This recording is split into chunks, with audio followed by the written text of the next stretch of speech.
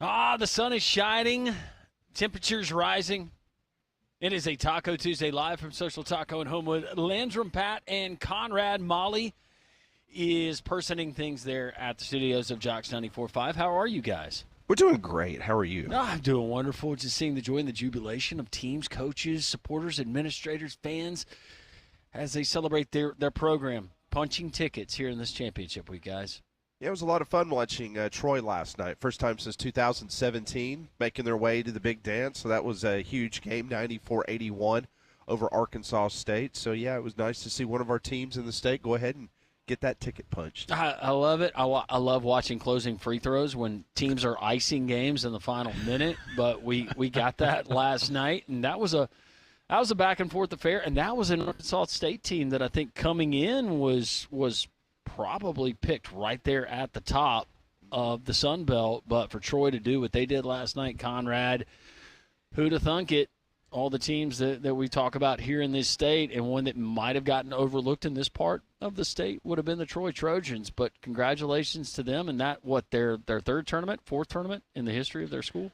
Yeah, something like that. And like Pat said, the first time in 8 years that they're going to the big dance, and it just shows the quality of basketball that we have here. While, the teams like, unfortunately, a Samford not having the kind of season that we were hoping they would have, Troy picking up the slack and finding themselves in the big dance. And speaking of Samford, last night you had Furman, who went into that game against Wofford. I think a lot of us expecting to see Furman making their way to the NCAA tournament, and instead it's Wofford coming out of the SoCon as conference champions and finding their way into the big dance. That was a fun game to watch. Talking about watching the Wofford-Furman game. Both teams, Furman, one of the best shooting three-point teams in America, and they got back in the game. They fell behind early. They were able to come back, did a really nice job. So that was a very entertaining game to watch. Just going back and forth between that one and, of course, the big Troy win last night. But Troy, 53 points in the second half. That's the most points that they've scored this year in the second half. They were down by 8 with 10 minutes left. Did not look good, but the Trojans were able to get it done. The Sun Belt Player of the Year, Tayton Connerway, 21 points. He also had 6 rebounds for Troy, but they're going to enter the tournament with 23 wins, and that's the third most in a season in Troy basketball history. So that was big for the men of Troy, being able to find themselves to the NCAA tournament. As I was going and I was looking through their team bio, I did not realize the red was the shade of cardinal in their uniform scheme. Did you realize that? I did not know that. Like the St. Louis Cardinals red? No, like Cardinal, like Stanford Cardinal. Oh, God. Did not know that. Mm-hmm. Just thought I'd throw that out there. Hey, the more you know. The things that you pick up and then you learn during postseason basketball. Yes, very much so. And, so now you're going to start today, you're going to get some of the bigger boys. No offense to the Sun Belt or anybody else, but you've got the ACC, you've got the Big 12. Oh, I thought you were talking about the West Coast Conference. Well, I mean, that is a big game tonight. That's huge. Between Gonzaga and St. Mary's. Should be a good one. That'll be good.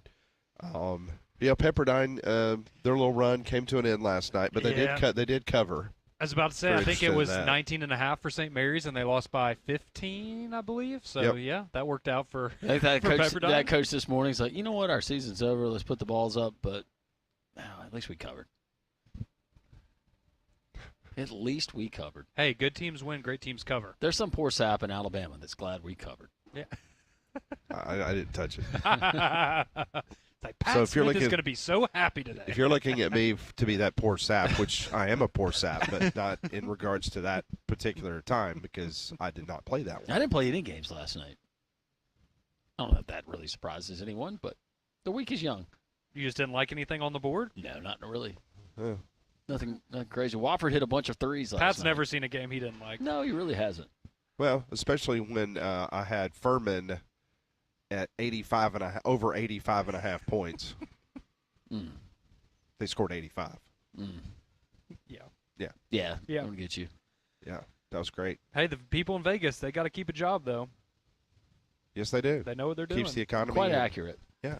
Incredibly accurate. It's uncanny what's going on.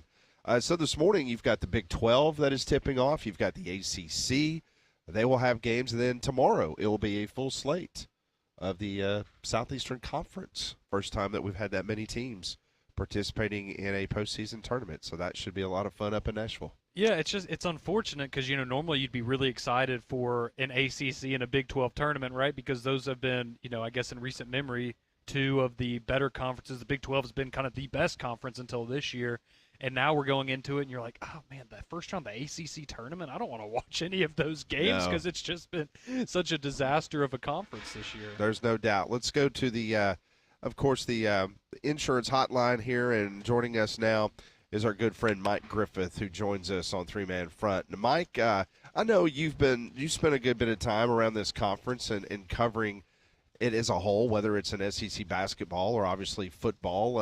You remember back in the old days down here in Birmingham when the SEC tournament was played here, and there were some really good matchups. Shaq O'Neal and Dale Brown running the court. It was fun times down at the Civic Center.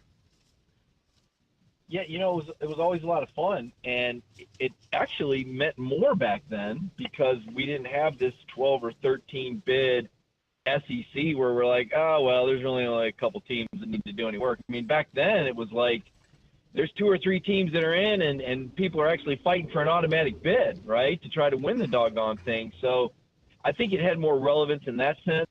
That's not to, don't get me wrong, that's not to say this won't be entertaining.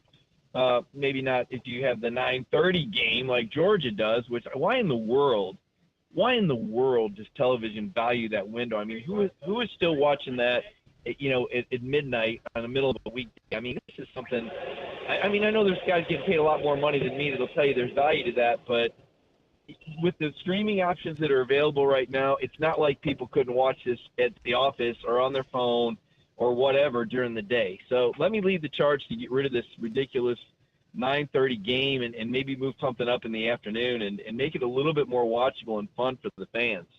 I want to value our regular seasons, and maybe not necessarily for teams out of power conferences like Auburn this year winning the regular season title, because they're going to be in. I'm talking about some of these smaller conferences, Mike, in winning your regular season. If you have an 18-game sample size, and through that and playing road games, not just neutral site games or home games, you're able to manage that schedule. I think that we need to maybe relook at some of these automatic bids if we're going to eventually expand the tournament to 76, 78 teams, maybe in how this is formatted. But I don't know. Any thoughts to how we structure and selecting the tournament field moving forward? Well, we're talking about 2 different things, right? We're talking about common sense versus television money and building value into conference tournaments. Yeah, that's what we're talking about. I mean, it's kind of like the SEC championship game, and now there's this, there could be a play-in, and okay, I kind of thought that's what the conference schedule was for, but I suppose if we want to throw another game in there and call it a play-in, let's just call it a revenue producer, and that's where I think you've got to be really careful, and this is where, again, I love doing this show because I love the audience that I'm talking to. I know them. We can make an equation to NASCAR here, and I'm not going to lose the audience. Everybody remembers how NASCAR, in their infinite wisdom, I say sarcastically, decided that they were going to move races to California and major league markets, and it was really the beginning of the end of NASCAR when you think about it. Now, you could throw, obviously Dale Earnhardt's death had, a lot to do with that, but at the same time, part of the reason that we didn't get more folk heroes was because we started to try to appeal to different markets, right? Now you're in major league markets that are outside the South. And so everybody goes corporate because, after all, you're in a major league city. And the last thing you want is, Sterling Marlin telling stories about his Civil War artifacts. Apparently that wasn't interesting enough or whatever. But my point is here, for those that are following the concept, we're getting away from what made college sports special. And we better be careful about that.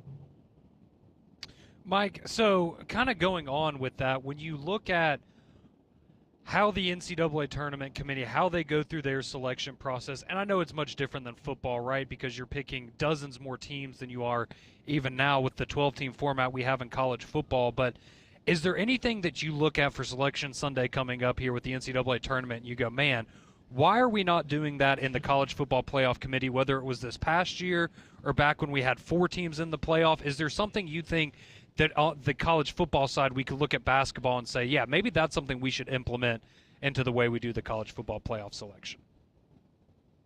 nothing that the executive director, Rich Clark, didn't say in his original directives late last October before the first rankings came out, which were ultimately ignored by the committee and Ward Manual, and that was the value of schedule strength in terms of, how we look at the metrics.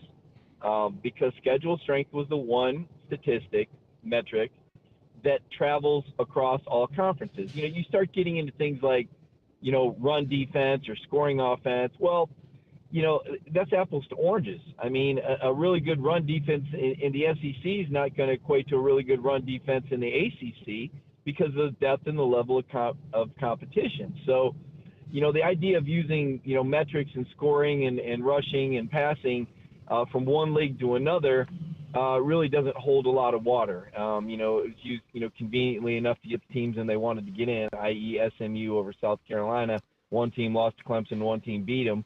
Or to build value into the conference championship games, which is, again, more about greed than fairness. I do think that that's been addressed with some of the new committee members. Really excited to have Ivan Maisel and Mark D'Antonio on there. Those are two really good football minds. Steve Weiberg's back as well. So I see some promise with the new committee that they may look more into those scheduling metrics that should carry more weight in terms of the seedings and the selection of teams. I really don't have a complaint about the way the NCAA tournament does it. I mean, it's so much of a hodgepodge to me that I'm fine with it. Although I will tell you that when I spoke with Roy Kramer about this a few years ago, he told me that the most miserable experience that he ever had was being on that committee because of all the politicking and because of all the back and forth over what was then the 60th through 64 slot. You would think, well, if you get down that far, teams are just happy to be in, but no. Quite the opposite. And we saw that this last year when we went from 4 to 12 in the college football playoff. So I like schedule metrics being built into it.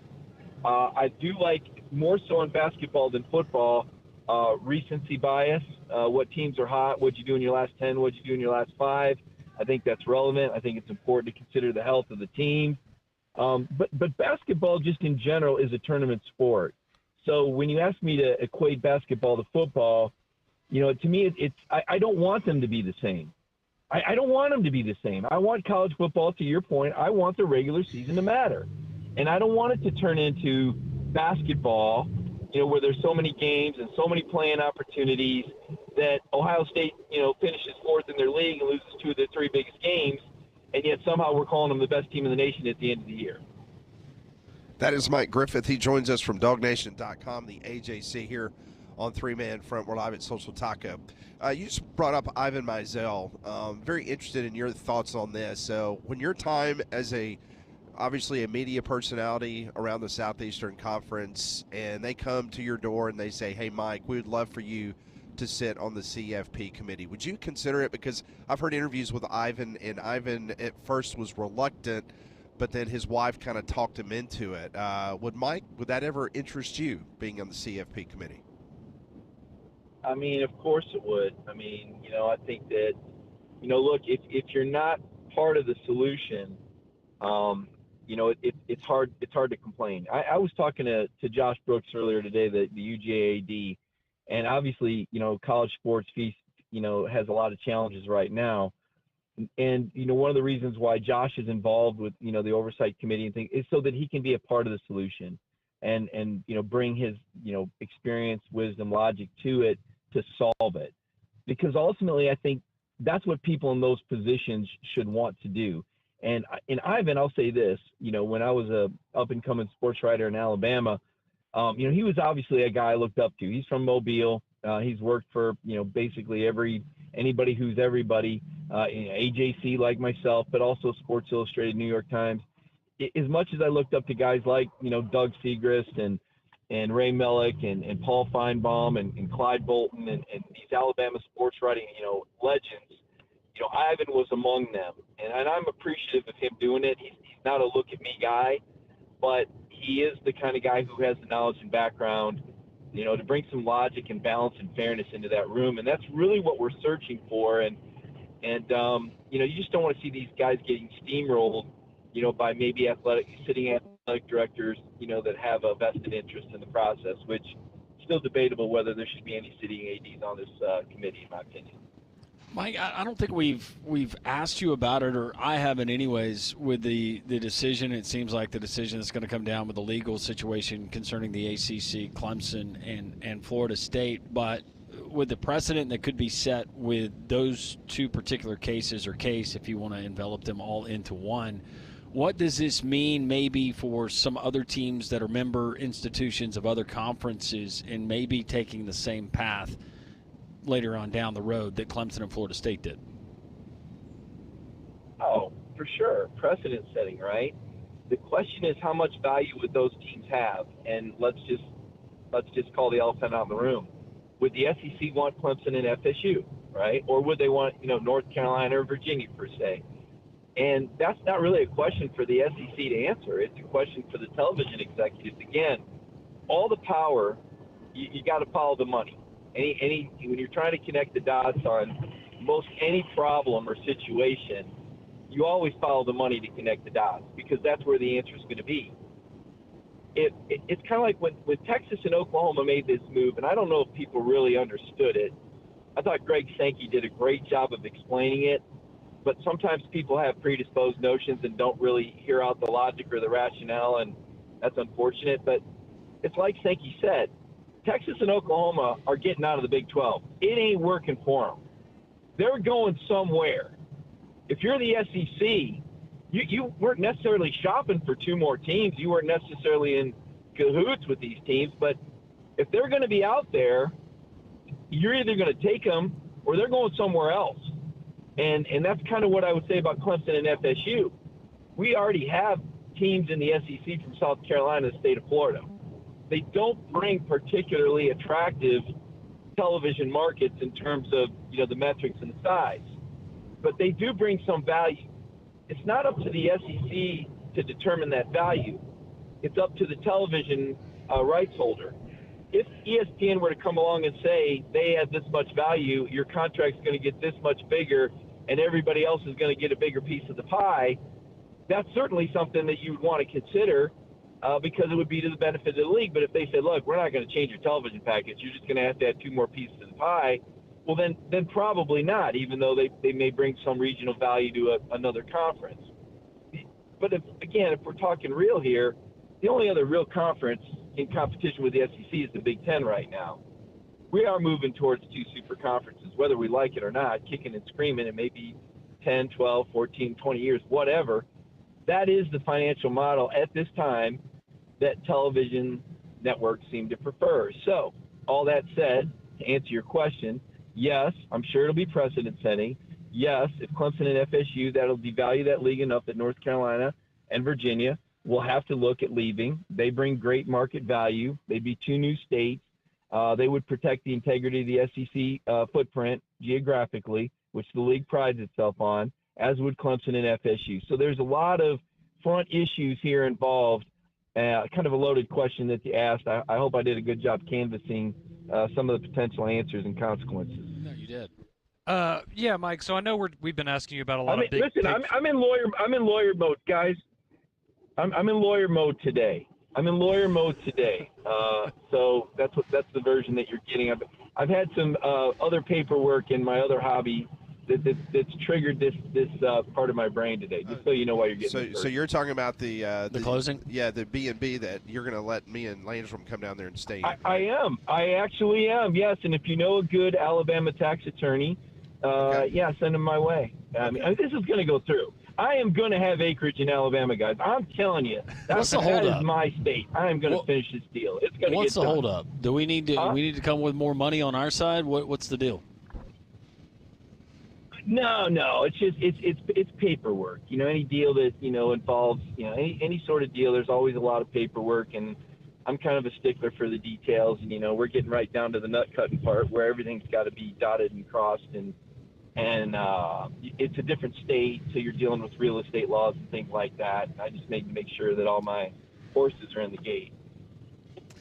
It's all good. It's just details, but I got to talk to lawyers and all that, and activate that Greg Sankey part of my brain. That whenever he speaks, I got to actually move to the front of the classroom and listen and take notes, kind of thing.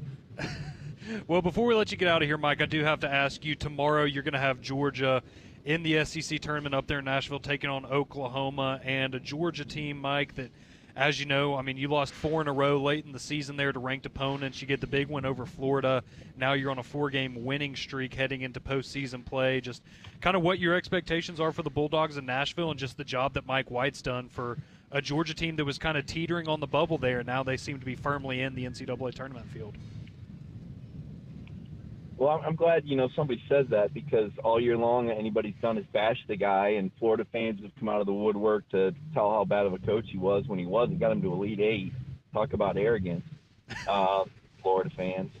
But, yeah, they actually lost 9 out of 11 at one point, and to maintain the buy-in after losing 9 of 11 is why Mike deserves consideration for Coach of the Year. And listen, I'm a Bruce Pearl guy, so I voted for Bruce Pearl, just so you know. But consideration, certainly. I mean, my goodness, if Clark Lee can win it at Vanderbilt when he lost his last 3 games, why couldn't Mike White do it, for taking over a program that had a net 230 ranking when he took over 3 years ago that's currently sitting at 30, which is pretty doggone impressive in this historically good league. So I don't know what to expect. I mean, Georgia really doesn't have work to do there. I don't think. I think they're pretty much in the tournament. I think other teams have more work to do. It's a young team. Look, this 4-game winning streak has more to do with the schedule finally balancing out. When they lost 9 of 11 games, 8 of those games were to top 25 teams, and 6 of them were to top 10 teams on the road. So it really wasn't as bad as it looked. And I don't think the win streak is as good as it looks either, because you've got, Vanderbilt in there, South Carolina, Texas, bottom feeders pretty much. Florida's good. You beat them at home. That's a big marquee win. But I don't have any illusions that, Georgia's the hottest team. Well, maybe on paper, but realistically, they're still probably only, at best, the 5th or 6th best team in the league. It all comes down to the bracket they get. They'll actually be better off, in my opinion, if they lose and stay a 10 seed than if they were to win and move up to a 9, because you don't want to play a 1 seed in the second round. I mean, if you're Georgia, to me, speaking realistically, and I know this isn't the way the coach thinks, but realistically, if they make a Sweet 16, to me, that's really as far as I think they can go, and that's the banner. And that's why being a 10 seed would be better, because if they play a 7 seed from anywhere outside the SEC, they're golden. I mean, they beat Rick Pitino in St. John's earlier this year. Their mission statement is to try to avoid anybody else from the SEC in the tournament brackets, once they get to the big dance. So as much as I'd like to say, oh, boy, I can't wait to see, what this SEC tournament will mean. I mean, it'll be good theater. Cal's going to be there. Bruce is already in rare form. He's still pissed off about losing to Alabama. Nate Oates, you get this fiery coach. I mean, there's going to be some theater there. But in terms of what it actually means, unless we're talking about Texas or Oklahoma, I don't really think there's a whole lot of relevance in the results outside of a few seedings shifting here or there. Award-winning journalist, fellow Alabamian Mike Griffith joining us here on Three Man Front. Mike, go get the paperwork signed. Cross the T's, dot the I's. We're ready. Beach weather is here. We'll get it done, guys. I appreciate it. Have a great day there, Heart of Dixie. You as well. Mike Griffith, DogNation.com and the AJC. Joining us, as all of our guests join us, on the Higginbotham Hotline. You deserve solutions that are built for you. Higginbotham is your one-source solution for insurance, financial, and HR services. Just getting going here. It's a Tuesday live from the terrace, the Taco Terrace at Social Taco and Home, with the doors open at 11 o'clock. SocialTaco.bar if you want to peruse the menu. Come and join us as we broadcast until 2 here on Jocks 94.5. Well, for flu and pollen and allergy season, keep your home cleaner with Trane's Clean Effects Home Air Cleaner. It removes up to 99.9% of airborne particles, including those contributing to allergy and virus, and is proven to be more effective than standard and HEPA air filters. So contact a Trane dealer for the Clean Effects Air Cleaner. We will unpack some of what Mike Griffith had to say. The text line is always open if you want to jump in early, 205-834-9450. It is Landrum, Pat, and Conrad live from Social Taco and Home. We're glad you're with us here on this Tuesday on Jocks 94.5.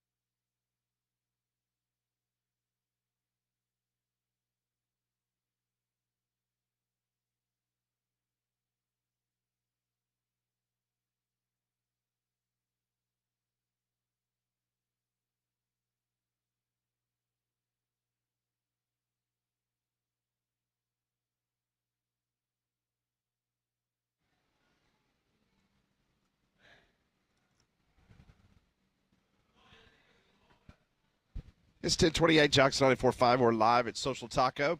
Pat Conrad, Landrum here on site. Doors open up at 11 o'clock. Come on by and see us. We'll be here until 2. Interesting conversation with Mike Griffith.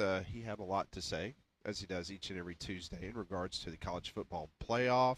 Also, you had a situation about his looking for property in South Alabama. Have you seen a picture? I have not. He has not texted me. I know we have beach access, but how far are we going to have to walk to actually? I know. So put y'all put in the money water? down, and you don't even know what you're getting yourself Well, into. it's an It investment. was a minority part, and it's an investment. Yeah. And stuff down there, and God ain't making any more beaches, Conrad.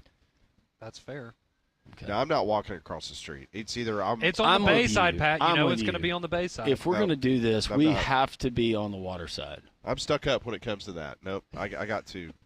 Yep, I'm not doing that. You've got floats, you got coolers, you got beach bags full of all kinds of crud. No, Yeah. I'm with you. No. No, I want to step off onto my beach and almost step on a seagull. Mm-hmm. 1-800-239-WJOX. Let's grab a quick call before the bottom of the hour. Chris joins us first up here on Three Man Front. Hey, Chris. Thanks for having me. Yesterday I was trying to finish the word off with the L train, except Landon said he wants to spare the radios, and I don't know why. But my question. It took a long time. The Conrad. lead up, the 2-minute lead up, took a long time. Chris, sorry. Go ahead. It's fine. My question is to Conrad, being this.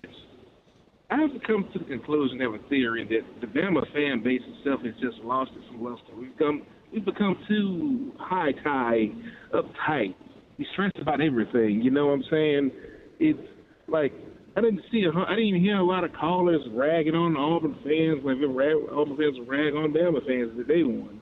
What have we become? Have we become this what as T-Bob Eber would say, we really become the USSR? We become Soviet Russia? What's happening, Conrad?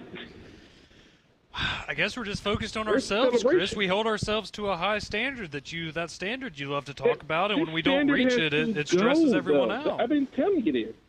This standard has to go. I've been telling you this. Why does Like, it have to go, though? The standard I'm- was good. It was a good standard.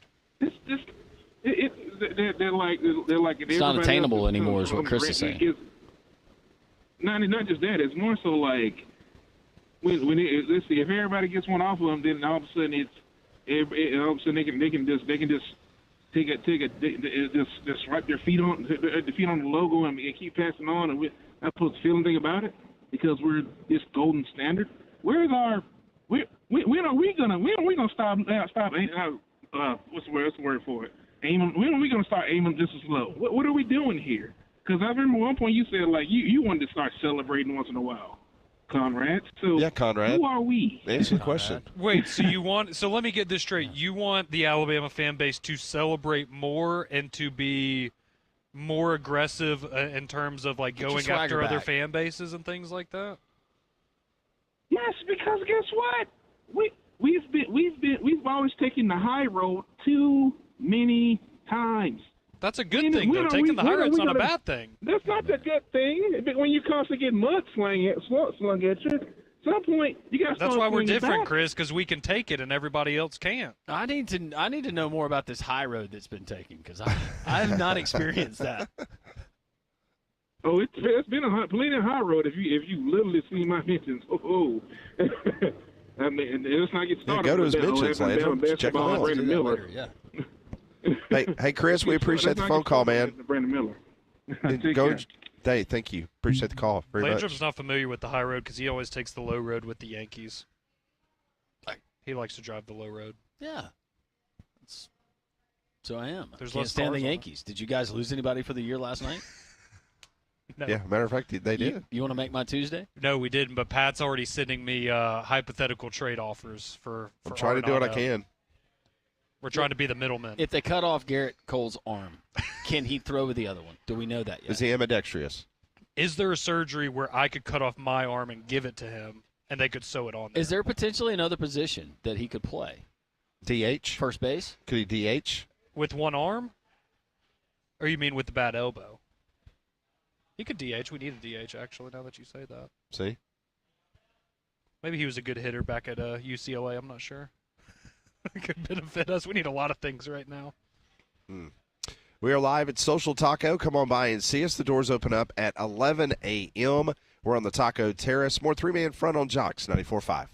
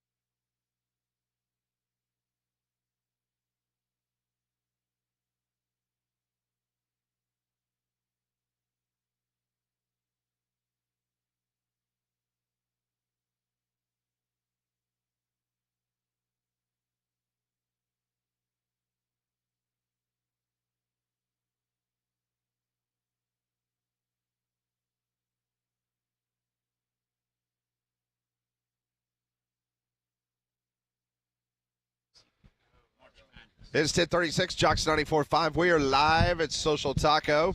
Pat, Landrum, Conrad, Molly with you until 2 o'clock. Come on by and see us. We're located on the second level here of the Taco Terrace. So yesterday, it was announced that Bruce Pearl is the SEC Coach of the Year, very well deserved. The other award winners yesterday, first team, Janai Broom, Walter Clayton Jr., Mark Sears, Wade Taylor IV, Zakai Ziegler. That's your first team. Second team SEC. Why are you laughing? Because, I mean, just think about those five guys being on a court together. You have four shooting guards and a big man in Janai Broom. Yeah. Second team, Josh Hubbard, Trey Johnson, Chaz Lanier, Colin Murray Bowles, Otega Owe from Kentucky.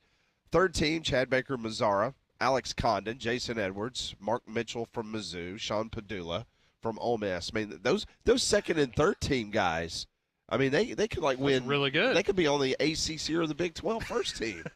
You're not wrong. All defensive team, no big surprise. Denver Jones, Jemiah Mashik, Cameron Matthews, Anthony Robinson the second from Mizzou, Zakai Ziegler from Tennessee. All freshman team, Jeremiah Fears just has an outstanding year awesome for the Sooners. Trey Johnson, incredible. Asa Newell from Georgia, Tahad Pettiford from Auburn, LeBaron Philon from Alabama. How many of those five are coming back next year? Ooh, probably none, to be complete. I think the one that has the best chance of coming back is Pettiford, honestly. To their respective schools or just No, to college basketball? Just to play college basketball. Yeah, maybe one. I say Newell. He's projected to be a first-round pick. Newell is? Newell, all of those guys except for Pettiford are expected to be first-round picks right now. Where is Pettiford? I would take projected Pettiford right over Newell. But I just think it's because he hasn't gotten enough. He hasn't played enough. Something tells me Pettiford comes back.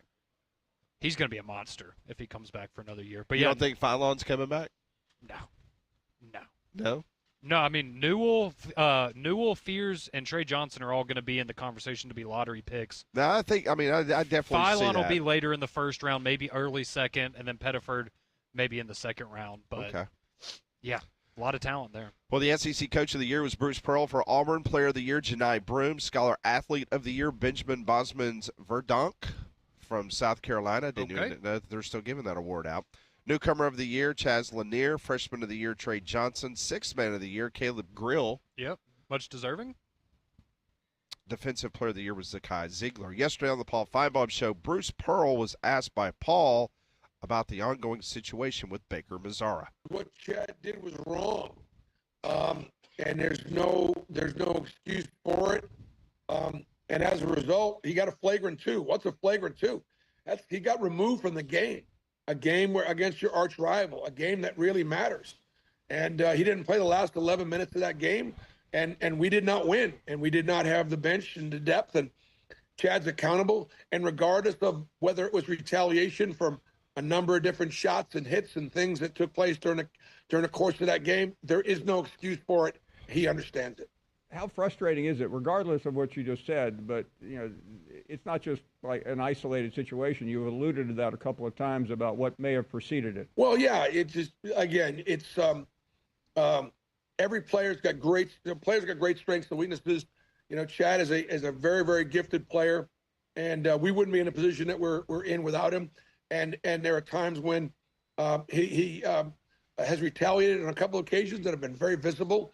And again, we're coaching college students that are growing and learning, and hopefully he'll be able to recognize that he loves his teammates, he loves his coaches, he loves Auburn, and he's sorry that he wasn't able to be out there with us because of the mistakes he made.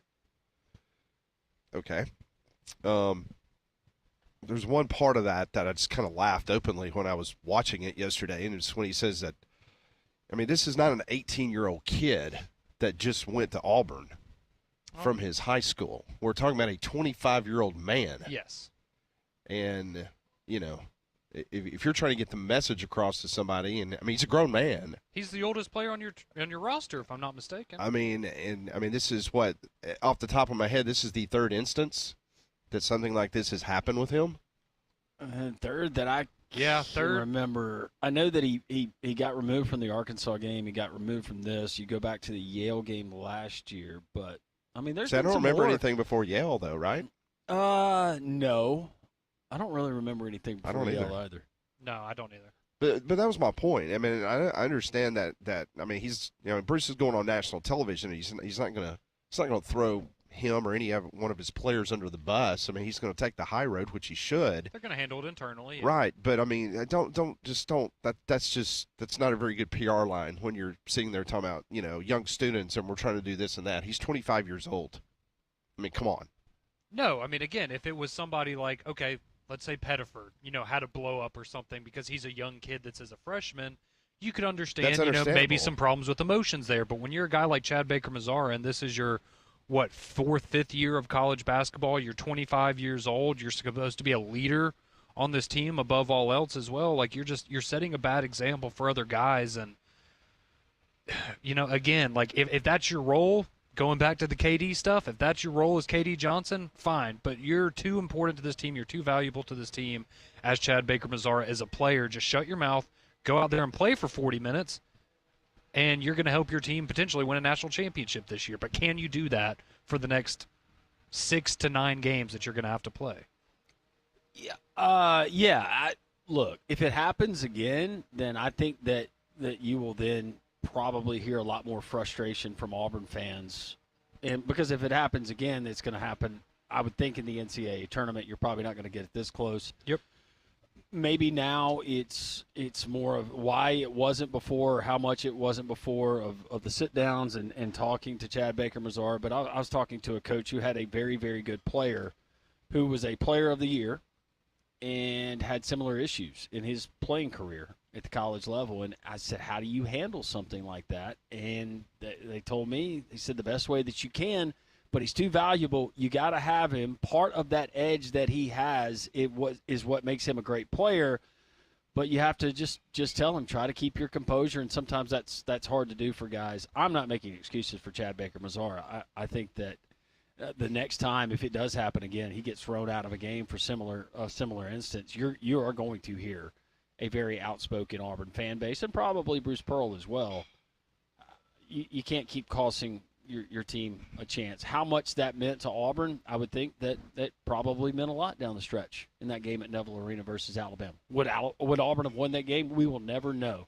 But you feel better about having Chad Baker in the lineup than having to do without him. So from Chad Baker-Mazara to Denver Jones being hobbled, Janai Broome and having to deal with what he dealt with the shoulder and all of that, maybe it all finally comes together again for Bruce Pearl and this team. And you don't have these outside or in-game distractions. You just go out there and you just let it rip, play basketball.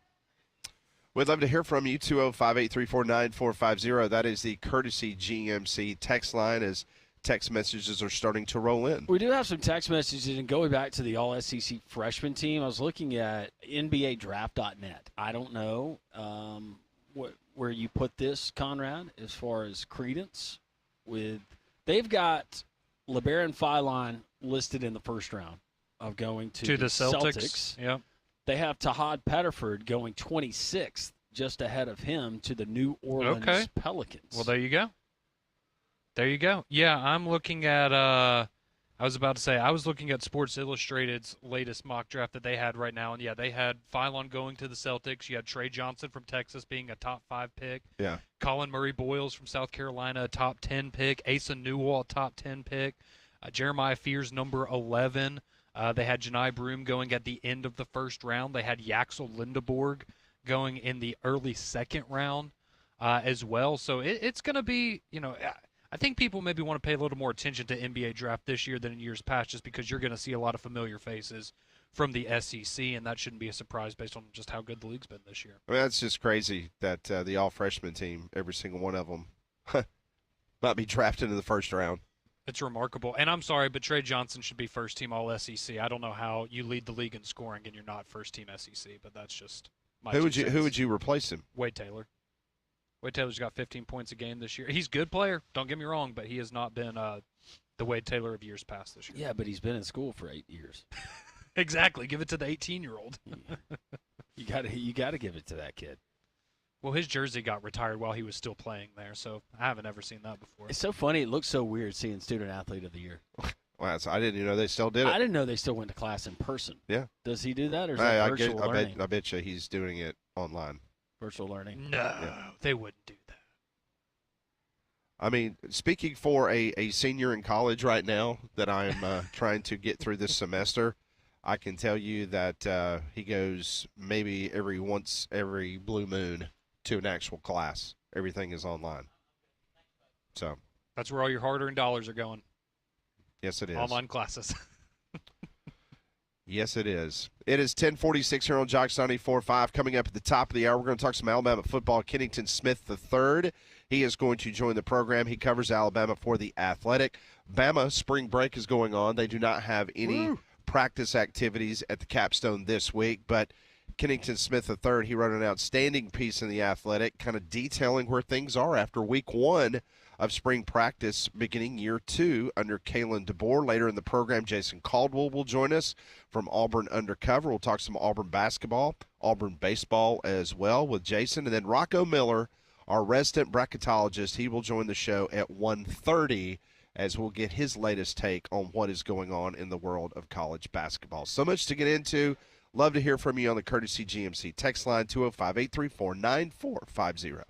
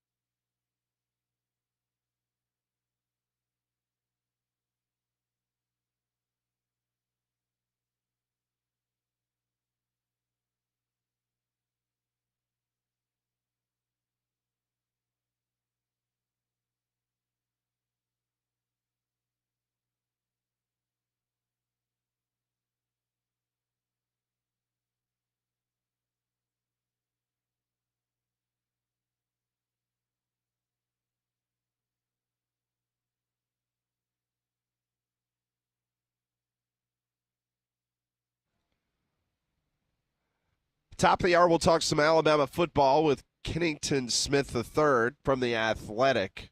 Come join us. We're at Social Taco. The doors are opening up. We're already getting some of our great Jocks listeners up here on the Taco Terrace. Yeah, this spring, this summer, why not be driving a new Dobbs Ford? Dobbs Ford, located right there, Parkway East in Birmingham. The Goshens, wonderful people, husband and wife, Rachel and Joey Goshen. They're the managing partners there at Dobbs Ford. Their son, Austin, heads up the sales department, but the entire team and the values that family has and what you're going to get at Dobbs Ford, it is uniform from top to bottom.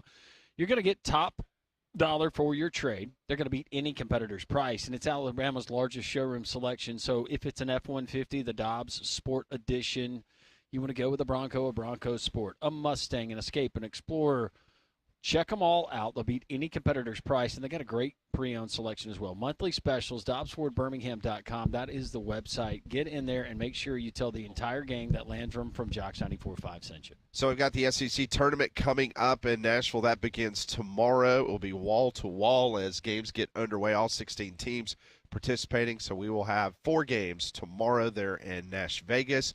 And that had to do with our poll question today, Conrad, in regards to the upcoming tournament. That is absolutely right. So our poll question today goes, as a fan of Alabama or Auburn, how important is winning the SEC basketball tournament to you?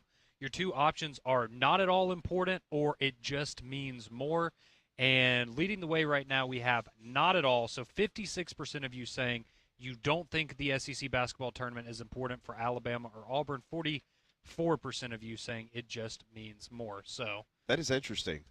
I'm not so surprised. I'm not surprised either, but it's just like the college football playoff and these SEC championship games and all that. I mean, I think you're getting to the point. I think this is the first time the SEC has actually seen this situation take place because we've had so many teams that they really don't have to do much at the tournament to get themselves in a better position. The hay's pretty much in the barn for at least 12 of them, in my opinion. Yeah, no, I think that's fair, and I also think, something that's just kind of different with the level of competition growing in the SEC. And, how many years ago, or a handful of years ago, you were looking at the SEC tournament as, oh, man, this is our chance to hang a banner, whereas now you've got Auburn, Alabama, Tennessee, Florida, I'm sure, Kentucky, A&M, Missouri fans. Like, they all have expectations of potentially going and playing for a Final Four. So where in the past winning an SEC tournament championship might be the pinnacle of your season for so many of these teams, especially this year, they might even be looking at it as a hindrance because you're looking to get rest and you have your eyes set on the NCAA tournament and high expectations for yourself there. Well, Coach Cal, he made his feelings known on what he thinks of the SEC tournament. Don't care about the conference tournament, which is why we won it so many times. Because I could care less. The tournament that matters is the NCAA tournament. Now, you play that tournament to get the best seed you can get. And if you're going to get to the finals, win. Or don't go to the finals and lose because you're exhausted and you got to play on Tuesday or Wednesday. So I'm like, let's play well and try to improve our seed. I love it how he starts here. Yep. Then he gets animated. And then before he closes it down, he goes back to his normal routine. Now that I'm thinking about it, I hate Nashville. I'm just glad to know that, Coach Cal. if you make it to the championship, you should try to win. I didn't know that. He's like, well, heck, if we're going to be here for the championship, we might as well go out and try to win it. That's no fun. Well, think about 2 weeks ago. Would anybody have asked him that question? No. He probably would have been. We embrace the tournament. It's a chance to improve our seeding. I feel like we can make a run. That would be him 2 weeks ago saying we need to play every single game we can because we're on the bubble and we need wins against quality opponents. So this is kind of interesting. All right, so Coach Cal won 6 SEC tournaments while at Kentucky. Mm-hmm. He won 4 in a row between 2015 and 2018. So of the 6 times they won, twice they made it to the Final Four. That's good. Twice you made it to the Elite Eight.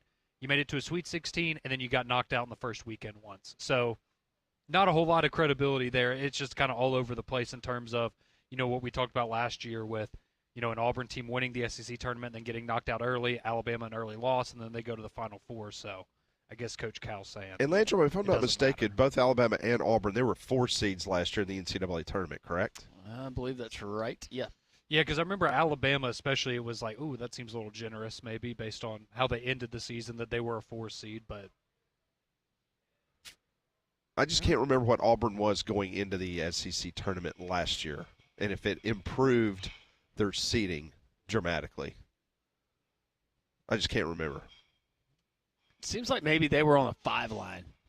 So they did jump up 1? Yeah, they jumped up to 4. that sounds about right. The question that I think is a great one, and we will get to text in the next hour, but Barry from Anniston, if you watched the SoCon championship game last night, which you did, why do you still have a guy for Wofford shooting free throws granny style? And he's only shooting 30%. That's their thing. It's Kyler Filewich. He was 3 of 7 last night. That's his thing. 32% from the free throw line shooting at granny style. That's good stuff. Go Bo Kimball when he was honoring Hank Gathers. Did you shoot left-handed?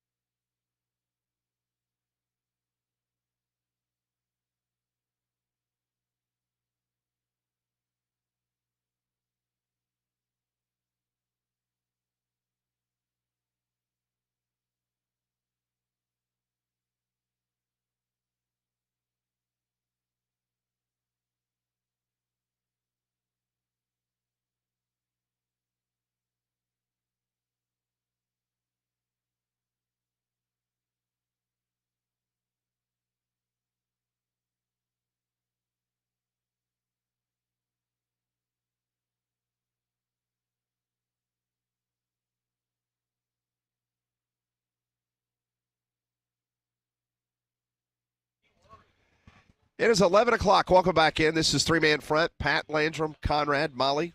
Be with you until 2 o'clock, taking you up to the Paul Feinbaum Show. It is spring break down in Tuscaloosa. Alabama is not practicing this week, but they were able to get the pads out. They were able to get things going last week. And joining us now, Kennington Smith III from The Athletic. He covers the Alabama Crimson Tide. He has his maiden voyage here on Three Man Front. You hear Kennington Smith multiple times on the morning show, and we're happy to be joined by Kennington Smith III now on Three Man Front. Kennington, I hope you're doing well on this beautiful Tuesday. Yeah, beautiful day in Tuscaloosa, and I'm happy to be here. And before we get started, let me just say that whoever decided to run that Curtis Mayfield to come into this segment, what a beautiful selection. I love that song. That is Molly. Does a great job for us. All right, so let's start with this. As we start year number 2 under Kalen DeBoer, did anything seem drastically different in your opinion? I'm just talking about the organization, I guess maybe the attitude, not so much what was going on the field, but just prior to around the coaching staff and the other players. Anything seem different from last year? Yeah, I think the main thing that's different between this year and last year is that everybody that's there within the program is there because they believe in Kalen DeBoer and his vision for the program. Last year, a lot of transition. Some players decided to stay. Obviously, a lot of players decided to go. This year, everybody who is there because they believe. A lot of guys decided to come back for their senior year. I think that was a really big indicator of the belief in what DeBoer is building there. And I think from that, it was just about him kind of putting his imprint on the program. A lot of familiarity back in the building. Ryan Grubb is back. Chuck Morrell's elevated to a full-time position on staff. So I think that's probably the biggest difference. It just kind of feels like everything is moving forward in one direction as they can kind of just move past, the ups and downs of transitioning last year. And then organizationally, it feels about the same. The players said that a lot of things are similar, last year to this year. And I think for them, there's a comfort level there in knowing the system, knowing the scheme, knowing a lot of the coaches, where it's been a much smoother start to spring practice. Kennington, I'm curious about Ryan Grubb, and you mentioned him and him coming in as an offensive mind, and we know his track record and what he's been able to do. He's got an impressive resume, albeit even though the limited number of years that he has been an OC at the college level. What was the maybe overwhelming consensus from the offensive players, especially at the skill position, just based on Ryan Grubb, him coming into that room and what they've already seen through the early stages of practice? Yeah, it's been positive. And running back Jen Miller noted that, Grubb was there last year for a couple of weeks. So a lot of the players who are returning got a chance to get a little bit familiar with him last year, and it just kind of picked up where it left off from a year ago. It does seem like there's going to be an aggressive mindset with him trying to, get the ball down the field, trying to get the ball in playmakers' hands. And I think this group of skill players is well positioned to take advantage of some of the things that Ryan Grubb wants to do. So all of that has been positive. And then the big thing with Grubb, and you mentioned his track record with the quarterbacks is really strong, from Jake Haener to Michael Penix. Even last year with the Seattle Seahawks, Geno Smith had a career year at quarterback under his tutelage. So him coming into the quarterback competition is also a huge part of it. So there's high expectations for this Alabama offense. Last year, obviously, wasn't the most consistent unit. I think bringing Grubb back, and again, that relationship with DeBoer and that trust that they have, I think the belief is that the offense will take a step forward this year. So, all right, that's a perfect segue to talk about the quarterback situation, what we know is going to be a highly publicized competition down there. You have Ty Simpson, who's been around for a while, Austin Mack, who has the most familiarity with Ryan Grubb, coming over from Washington, and, of course, Keelan Russell, the freshman. So right now for you, Kennington, would you look at this? Is there – I guess my question would be, how big do you think the gap is right now between Ty Simpson and those other two guys? Is it a pretty sizable gap where we're still talking about this as it's Ty Simpson's job to lose, or do you think that gap is maybe pretty small right now?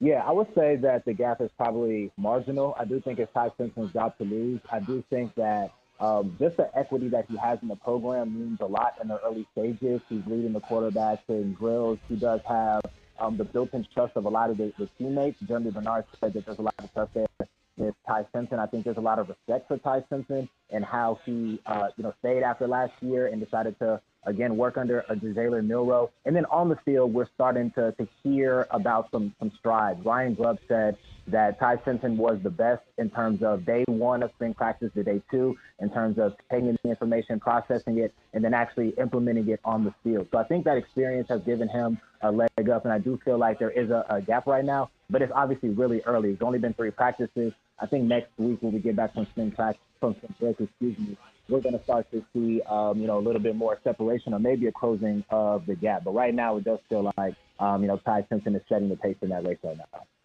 Kennington, in regards to the running back situation, you got Jan Miller coming back. Richard Young, he had limited opportunities last year, but they were very impressed with what he brought to the table. And also you got Daniel Hill. Just kind of talk about that running back room, the way it looks right now, and could potentially Deere be a guy that will kind of turn some heads once fall practice gets underway. Yeah, running back is a really interesting position because when you think about Alabama's run game last year, it was centered around Jalen Milroe. So this upcoming year, it's probably going to be a little bit more of a conventional running game. The quarterbacks do have the ability to move with their legs, but not in the same way where it's going to be schemed up for them like it was with Jalen Milroe. So the running back room is really important because the running game is going to have to take a step forward to keep Alabama's offense moving in the right direction. So Jay Miller is leading that room right now. Richard Young is running second right now, and he is somebody that, again, has a lot of respect within the program for how he just continues to work. And he did pop some last year. I think he's in position to take a step forward. And the wild card is Draylon Miller, the running back from Louisiana, who actually has the most career carries in the room. He's been a 3-year guy at Louisiana. Now he's coming into the room. And he's learning right now, but I do think that once he gets a better hold on the system, he's going to be somebody that's going to make an impact. So those would be my top 3 guys. And you did ask about A.K. Beer. It's funny because we asked Ryan Grubb about him, and he said A.K. has a lot to learn, and that's all that I'll say about that. So A.K. is coming in as a 5-star, but it's an adjustment even for a 5-star coming in. So maybe a name to remember down the road, but right now it does feel like the veterans are leading that race.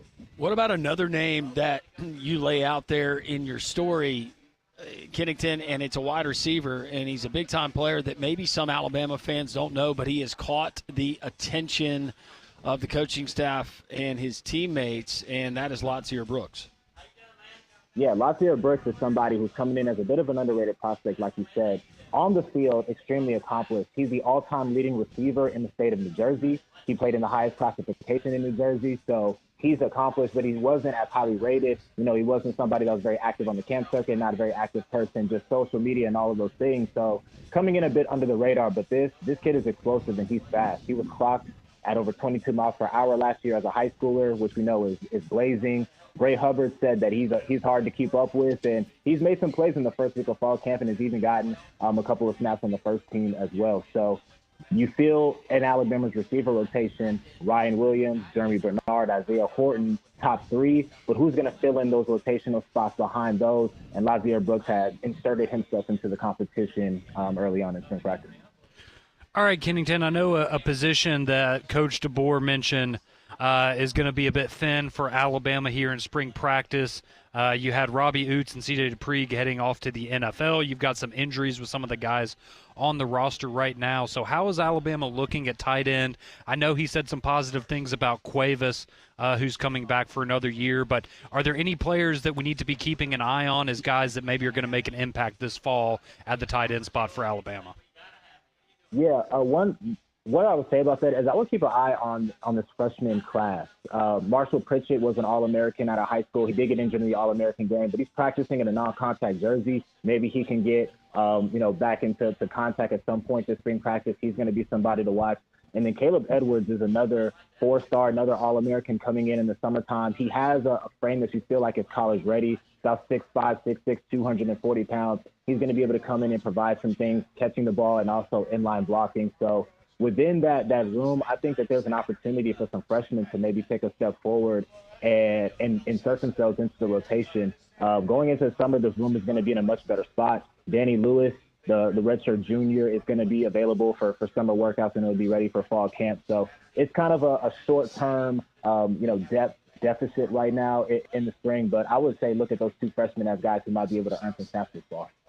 All right, so let's talk on the defensive side of the ball, especially the interior. That's one area that Kane Womack spoke to the media last week, and you have in your story that the defensive line is a concern. Talk a little about that, where it looks like right now after week 1 and some of the names that could plug those gaps. Yeah, the thing about the defensive line is you feel really good about the frontline starters, but, it is about that depth. And Alabama was a program that, wanted to kind of run, 6, 7, 8 deep last year. They had some injuries. They had, Jaheim Holdis into the portal. So it was a bit of a concern last year. It's going to be a concern this year, even though they do bring back a lot of those veterans. So at the interior, Edric Hill is somebody who is a young player in the program but is starting to ascend and earn an opportunity. Jeremiah Beeman is a redshirt freshman who's going to earn, some snaps there, and he's starting to come on a little bit as well. Steven Boomer is somebody that they signed a couple years ago, had to go the junior college route, and now he's there playing the interior. And I thought it was interesting that Kane Womack said that Kelby Collins is working inside and outside. Somebody that we thought was going to come in and play primarily outside and help them on the pass rush. Now he's helping a little bit inside. So that just kind of speaks to the depth concern that, you know, they're having to move some guys around and figure out what they're going to do at that spot. So I feel like that's probably the biggest storyline on defense is what's going to happen with that defensive line. Are they going to be able to build some depth? Because Alabama does have roster spots open. So if there's going to be somebody in the spring portal window that they feel like is going to be able to come and make an impact, then I believe that they're certainly going to look in that direction. But for now, it's about assessing that room and seeing if they're going to be able to go into the fall without having to seek outside help. Kennington Smith III from The Athletic joining us here on Three Man Front, covers the Alabama Crimson Tide, talking about spring practice here. So, you know, last year, Kennington, you know, we went into the year and secondary was a big concern. You just had a lot of young guys. You had a lot of new faces coming in there. And I thought throughout the year that group really developed and turned into a strength for Alabama defensively. So now you have a lot of those guys coming back. But I want to ask you about Dejon Lee, the five-star cornerback recruit there, 6'4". We've already seen some clips of him in spring practice. Just a long guy that I have to imagine a lot of wide receivers, just kind of a pest to have him covering you up. So what have you seen from Dejon Lee early on in spring practice, and is that a guy that we could be looking at making an impact this fall, or is that a guy that maybe next year is going to start to enter the mix a little bit more? Yeah, I think there's an opportunity for him to find some snaps on the field this fall. And this kind of goes into the whole conversation about the injuries of Alabama's spring practice. They have a lot of starters that are hurt, and while that's not ideal, it allows for players like Dejon Lee to get a higher volume of reps and maybe impress the coaches enough to get on the field. Because what we've seen from Alabama's coaching staff last year is they'll play a lot of guys if they feel like they all meet that threshold. There were 20-plus guys on defense getting double-digit snaps almost every single game. So Kane Womack doesn't have a problem rotating guys in and out if he feels like they meet that threshold. And Dejon Lee right now is measuring up. He's drawing comparisons to Xavier Brown, which, you know, for fans that got a chance to see Xavier Brown last year as a true freshman, that's, you know, an exciting comparison to make. So Dejon Lee is somebody that I think they can play outside. Maybe they can play him a little bit in that slot safety spot as a bigger type of player, but he's made it hard for the offenses. I mean, like you said, he's 6'4". It's hard to throw a ball over him. He's making some plays, using his range, using his athleticism. So he's somebody that I think has an opportunity to maybe get some spot snaps this fall. But, you know, to your point, next year I think we're really going to see Dejon kind of break out because Alabama's cornerback room is really strong right now. It's really deep. So probably not a starter type of role for Dejon Lee, but I think definitely he can find himself into the rotation with the opportunity that he has. That is Kennington Smith III, covers the Alabama Crimson Tide for The Athletic. Kennington, appreciate you joining us today. Enjoy the rest of the week off with no Alabama spring football. Be back on Monday. Really appreciate your time. Thanks. Yeah, thank you guys for having me on, and let's do this again sometime. Absolutely. That is Kennington Smith III joining us on the Higginbotham Hotline. You deserve solutions that are built for you. Higginbotham is your one-source solution for insurance, financial, and HR needs.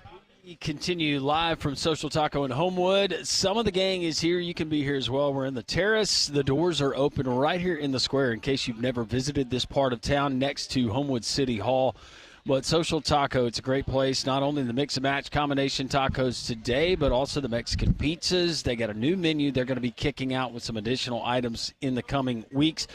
Brunch on the weekends, 10 to 2:30. The Bottomless Tapas brunch on Saturday and on Sundays. Social Taco, and now that the weather is getting warmer, great for patio time and the half-off happy hour from 3 to 6, Monday through Friday. We appreciate our friends here at Social Taco.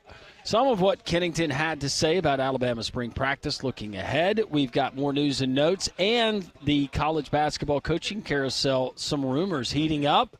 Who could be bolting their current job and heading for another? We'll get to all of that and more. It's Three Man Front, the Tuesday edition, live from beautiful Social Taco. Come and join us on Jocks 94.5.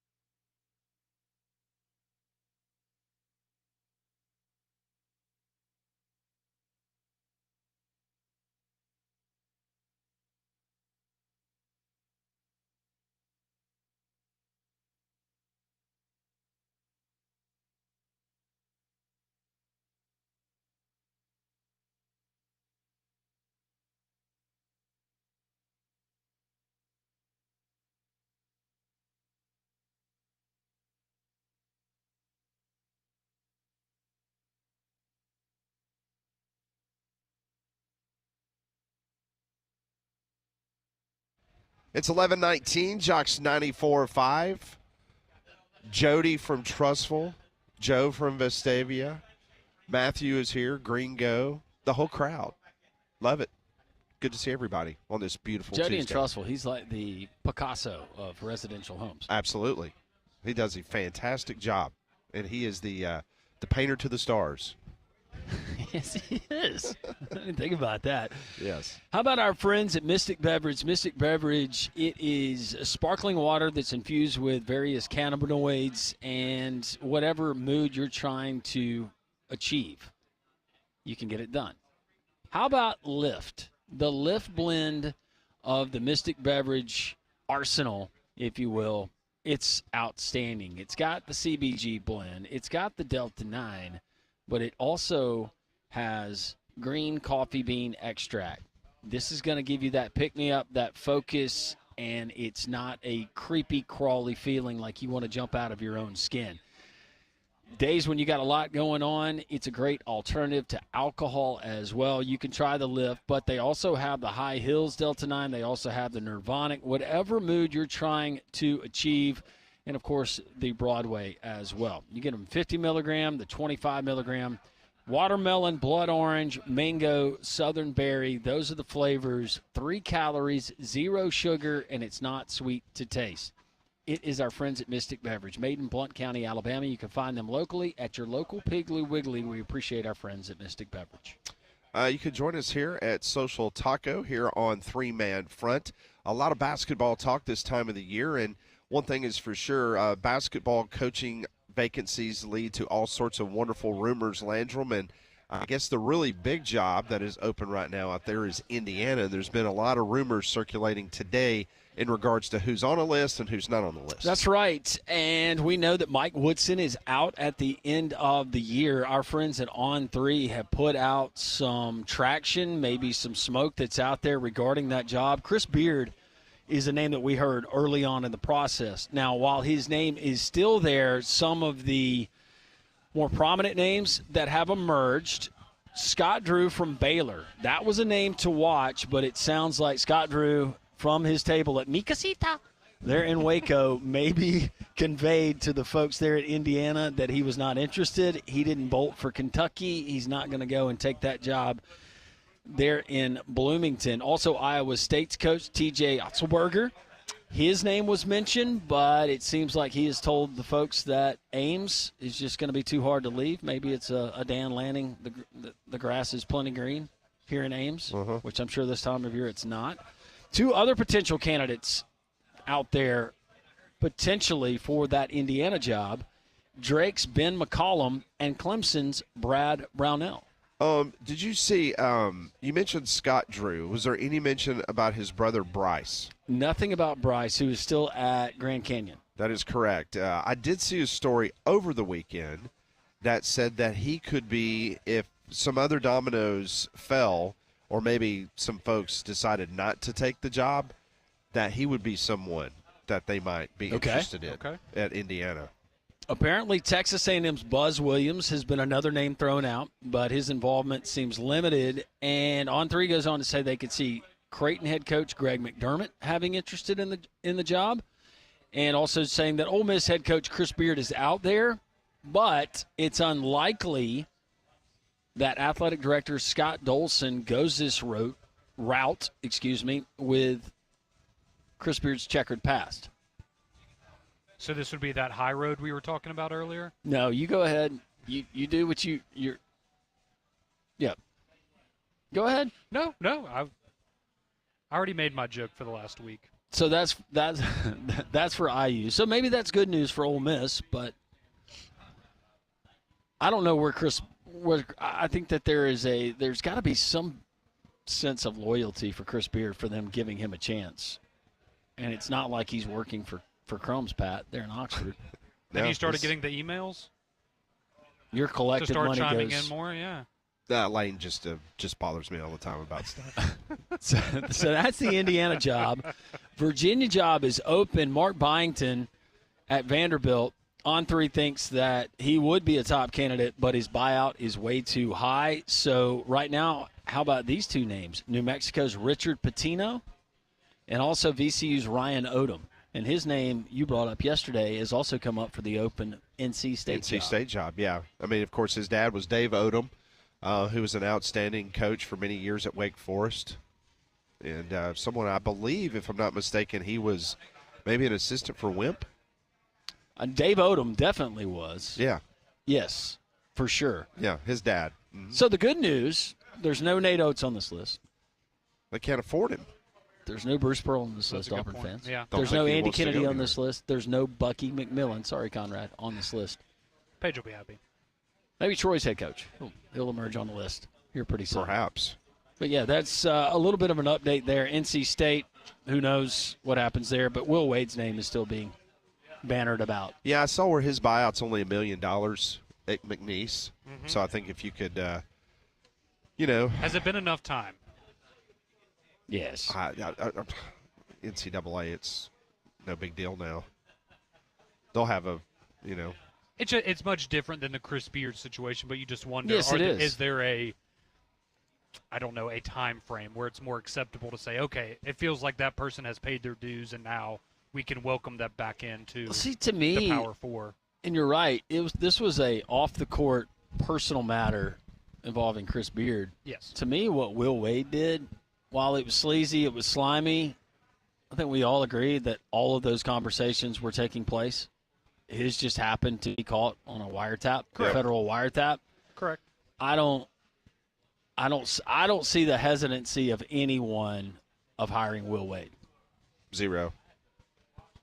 It's a non-starter. I'm just really surprised that someone didn't do it last year. I am too. Absolutely. And I mean, especially the kind of team he had last year.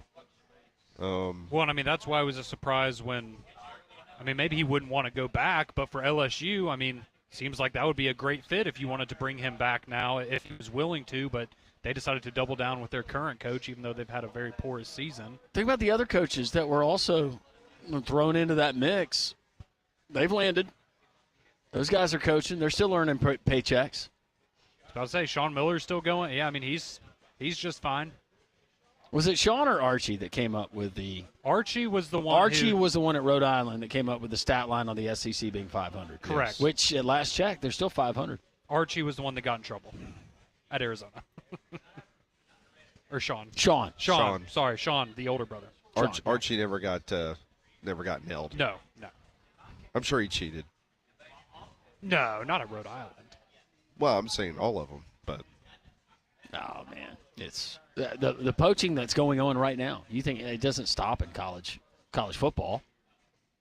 You've had players now for a half a season listening to offers and people in their ear. Well, if you watch 60 Minutes on Sunday night and you watch Dan Hurley admitted on 60 Minutes that as of this moment, over 50% of his roster has already been contacted by other schools, and they are considering leaving. Well, it's a good thing he's the best coach in the sport, so he'll be fine. Yes. And I wonder how many of these guys are in situations where a guy reaches out to him and says, "Hey, what's your current NIL deal?" Man, that is crazy. Who helped you with that? You were being you know what? I wouldn't go. I wouldn't dribble a basketball for that amount of money. Well, we're also hearing stories about how certain coaches. It is so blatant that other coaches are calling either players, agents, or their crazy uncles or whoever, and then they're not only offering them money, but they're offering their current head coach money. Yes, that is going on. You have guys that are asking certain coaches if the player is going to leave, if they can give them the ringing endorsement, get because of that relationship they have with player, they will pay them to help facilitate that. It's amazing. Isn't that wild? Something tells me that would cause problems. I think you got to know who to extend that offer to in the business. That is not going to turn state's evidence on you. Correct. You've got to know that is still an issue you cannot get around. Yeah. That's the buddy where you went out for a coaches convention. You had a few, you knocked a few back. You had one too many. You both regret the night, and you got stories to tell, but you promised that you're never going to tell them. Yeah. Well, if you're a homeowner, APS can help you if you're noticing those cracks around your house, whether your doors can't close properly, can't get those windows open on a beautiful day like today.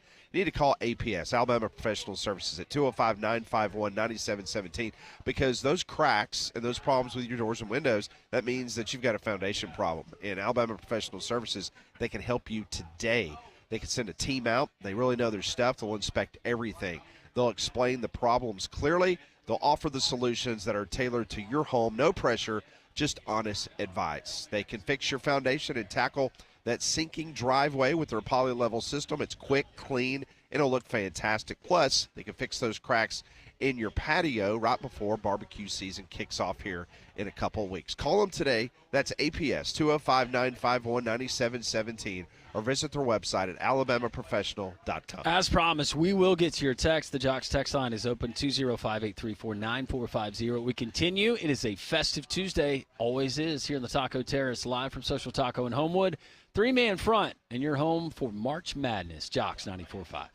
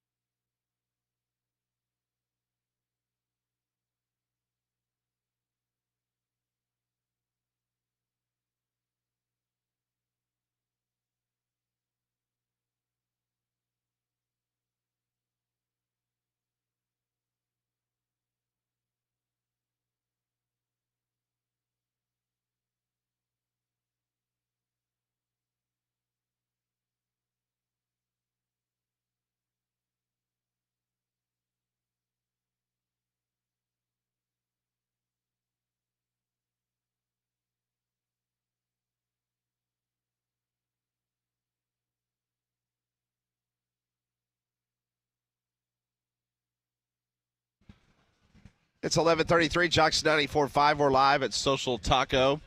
Got a little breaking news. Conrad, you might find yourself another North Dakotan coming to the University of Alabama as North Dakota guard Trayson Eaglestaff. Remember, he put up, 75 points against Alabama earlier this year? I thought it was 100. Can this guy grow a beard? I don't care. I know he's got a nice tattoo on his arm. And what does it read? I can't read what it says. Let me see if I can. Is that an Alabama A tattoo on his arm? Oh, no, it's not. Mm. Oh, yeah. Zoom that in. It looks like a Bible verse. Honor all men, love the brotherhood, fear God, honor the king. Okay. That's his, yeah. How many did he have, honestly? Like 40-something? It was 30. He had a career high. It was 30-something. Yeah, it was pretty. Was that Old Testament or New Testament? Is that Old Testament? I don't know. Well, it just it doesn't have the book. Oh, look at our buddy Nick Kelly's the one that tweeted that out. Oh, I mean, he would be a welcome addition in Tuscaloosa, I think. He is 6'6". He's a junior. He's averaging 18.9 points per game. He scored 40 points on Alabama. That's what it was. It was 40? Yeah. Oh, man. That was his audition, man. Yep. Yep. And he also had 51 points against South Dakota State earlier this month. Yep. Bring him home. Get it done, Bring Nate. him home. Yeah, he's from not Alabama, but he's going to call this place home after. Does he pass to his teammates? I don't care if he scores 40 points a game. That's interesting. Yeah, that's very. To say the very least. What do you think 40 points a game equates to in the SEC? 12. Probably. 9.8. Yeah.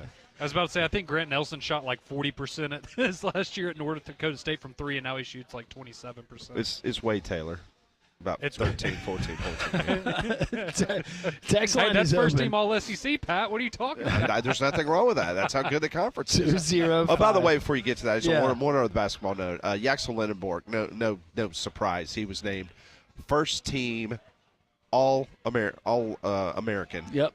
And then he was named the Defensive Player of the Year. Yeah, and A.J. Vasquez made second team. Yep. Very good. So Very nice. congratulations. Good news for those Blazers. Text line is open, 205-834-9450. Corey texted into the show. We had Mike Griffith on, as we customarily do, to begin today's program. And he said, tell Mike G to do his interview from whatever device and location he's doing it from now. Best audio ever from Mike G. Okay, I will Gulf pass. Shores, man. Sounded clear today. Yeah, he's in Alabama, I guess. Saw that fresh air. No, actually, I think he was going to Athens because Kirby Smart met with the media today as spring practice. I will say it did sound like he was in the car, which makes it all the more impressive that his audio was as good as it is. Robert says Arkansas, Oklahoma, and Texas have unfinished business at NCAA tournament. Arkansas and Oklahoma each need one win to make the NCAA tournament. I think he meant the SEC tournament. Texas needs 2 wins. And he says Mike also seems to forget that Florida, Alabama, and Tennessee are each fighting for the final number 1 seed for the NCAA tournament. So there was an update last night from our good friend Joe Lenardi. Now we're going to talk to Rocco Miller, our guy, later on in the show. And there wasn't any kind of change what we discussed yesterday, Landrum. You know, we had Auburn awaiting probably either Memphis or West Virginia. Has he still got Auburn as his overall number 1?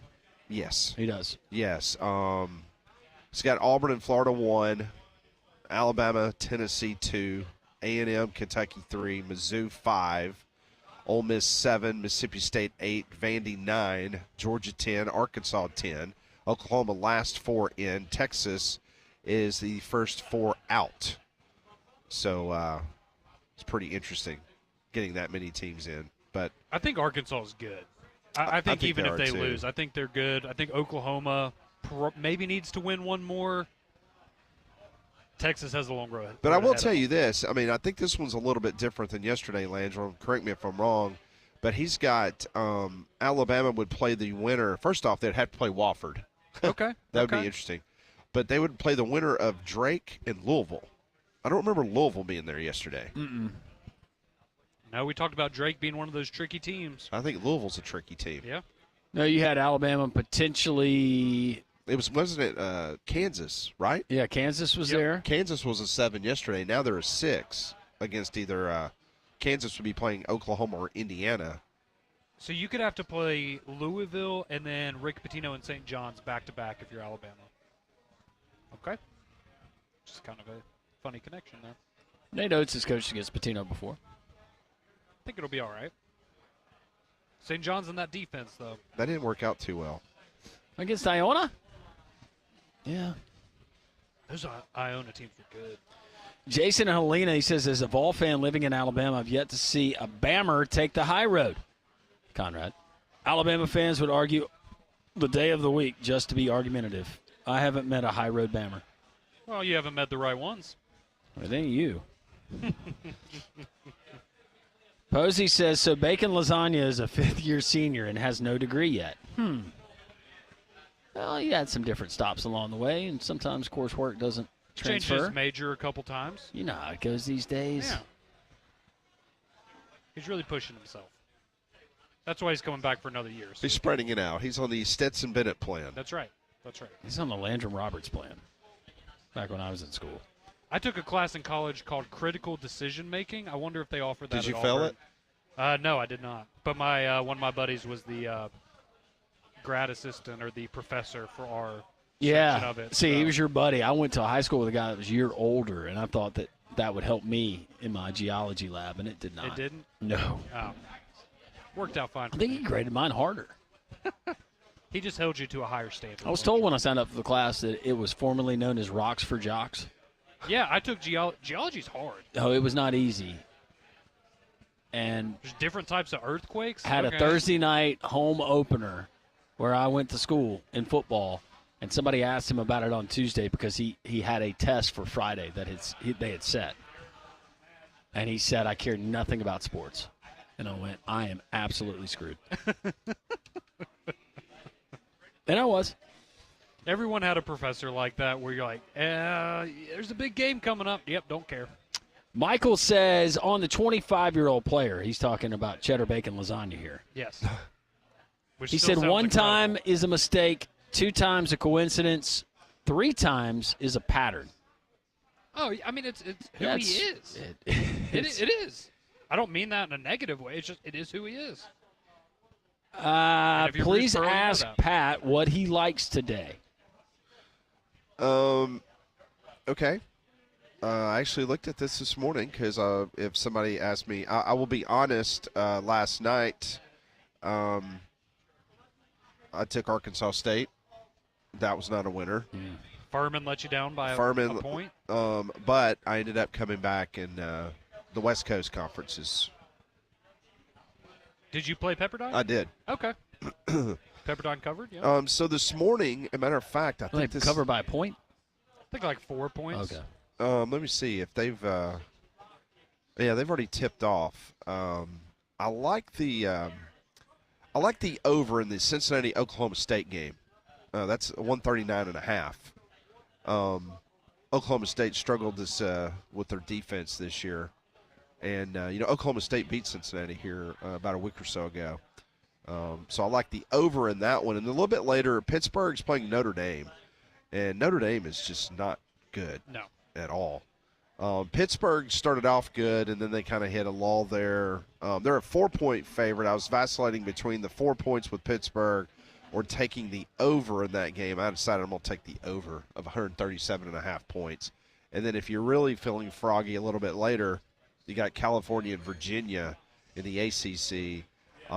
Both teams are on the bottom 100 nationally in total defense. Okay.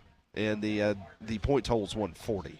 So you feel pretty good about that. I feel pretty good about the over in that one since both teams defensively. So there's you some options. I've already pulled the trigger on 2 of them, 2 of the 3 I just mentioned. So There you go. there you go. How much you got invested? Let's just say that. He's got to buy some new Gators, Landrum. Let's just say Dylan's tuition bill at UAB is not due until the 17th. So hopefully today will go well. What about Navy? Have you peeked at that game at all? I have not.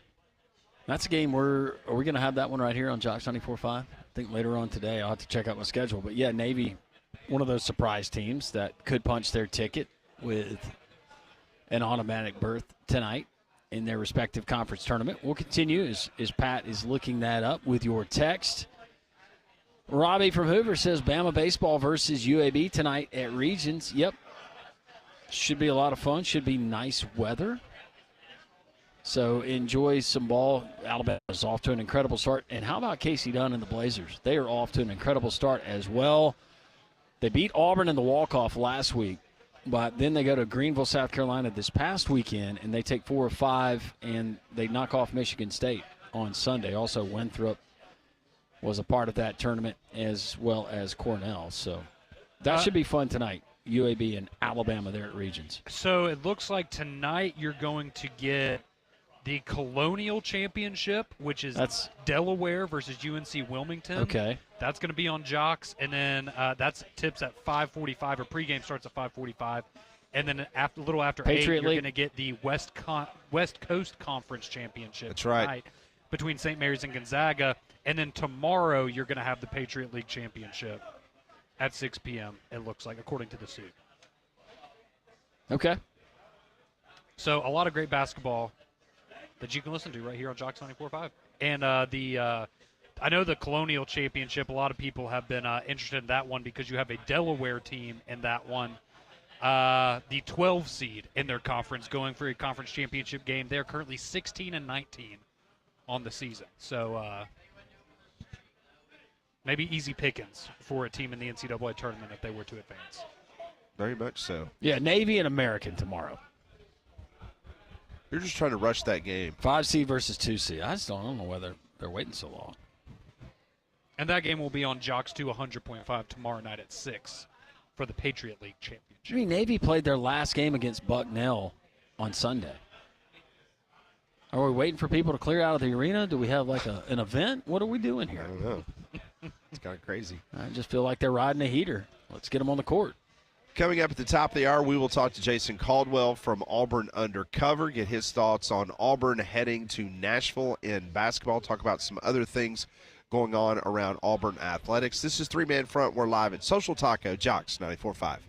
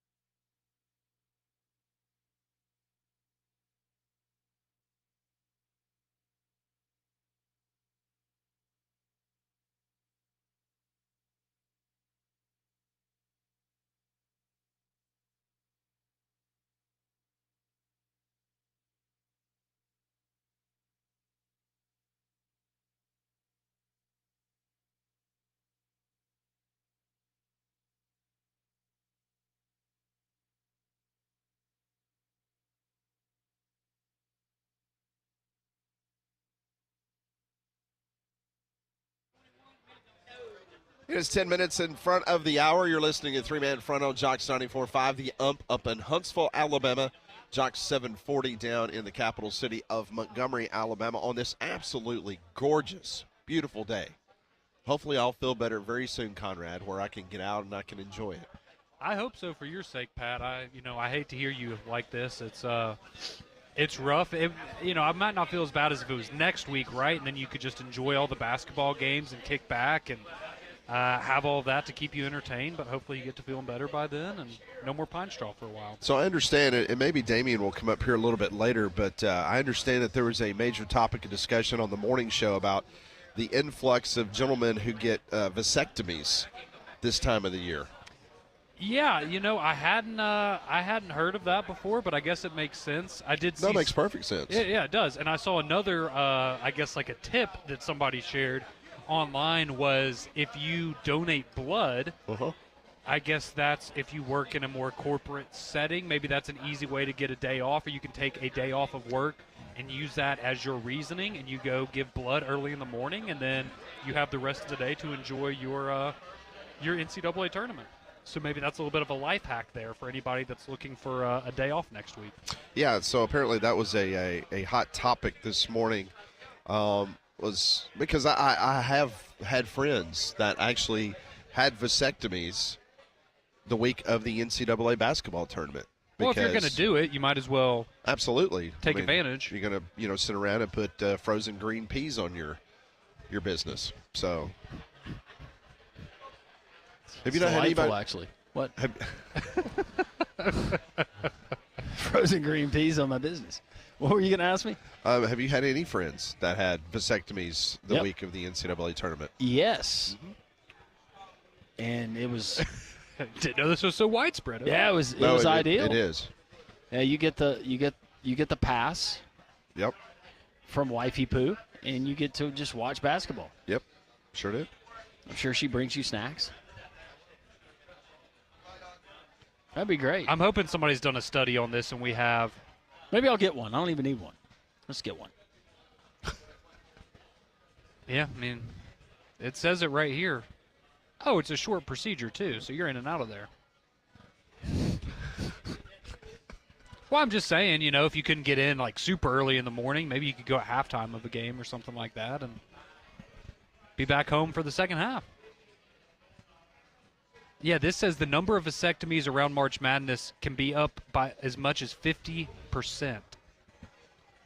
Well, that's where you need to call Urology Centers of Alabama. Guess that's a good time to. Who's texting you? My wife. I hope she's not listening. Oh, maybe she is. She probably is. She's probably maybe she endorses this. Yeah, go get one. Maybe so. I guess that's a good time to be in that business, huh? I've got a buddy that had one, and then they decided that they wanted to reverse it. Oh, like in The Office. Snip, snap, snip, snap, snip, snap. Yep. Yeah, that's difficult. Sorry. That's not very becoming. Watching it's just a bad angle. It's a really bad angle. Is that what it is? Yep. Is it like the it's a terrible angle. It's like the Schefter angle yesterday on television? That was different. That was different. That was bad. That's a bad look right there. I wish we could turn the monitor around and put on some Spanx, or maybe like a. Somebody might not appreciate that. Make a like a myrtle. Wear a myrtle underneath. Yeah. Something you gotta keep all that stuff taped down. I think someone might have told him because he's. Oh, so yeah. Wait, is that live right now? No. It is okay, not. I didn't think so. No, it is not. Oh man, it looks like that one came right after dinner. Yeah. Big dinner. Courtesy GMC text line 205-834-9450. I got a feeling some folks are probably going to be chiming in about vasectomies. Just got a feeling. Yeah. Nothing about vasectomies yet. But Chad in Vestavia says organic gardening been passing Auburn athletes for years. Not just Auburn athletes with organic gardening. And it used to be Dr. James Brown that taught the class, but that was a lot of students, I think. You could go and take that class. It wasn't a whole lot of hours. I know at UAB they offered golf.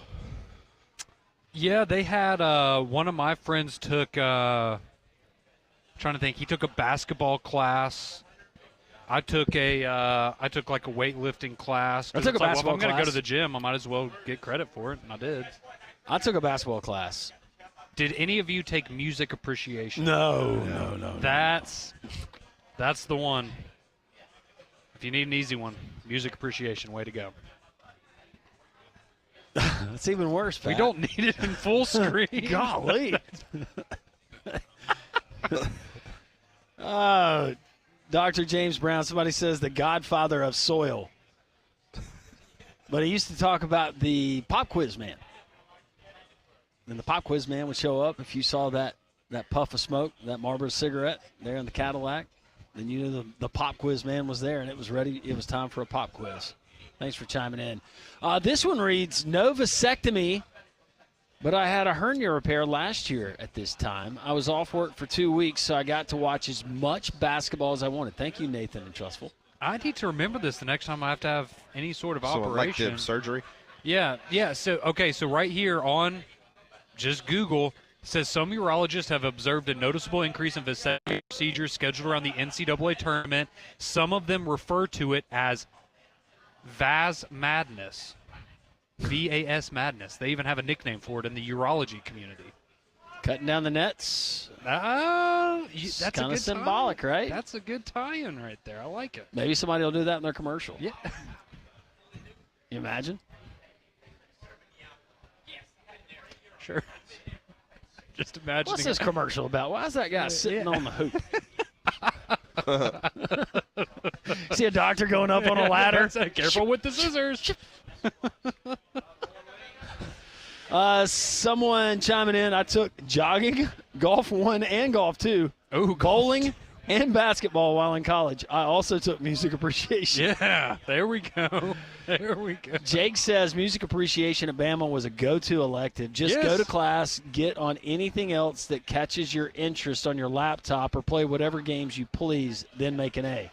Oh, that was the best class. I mean, I'm not in school anymore, so I can say this, but you would go to syllabus week, get the syllabus, then no one would go to class, and you could do all of your tests were online.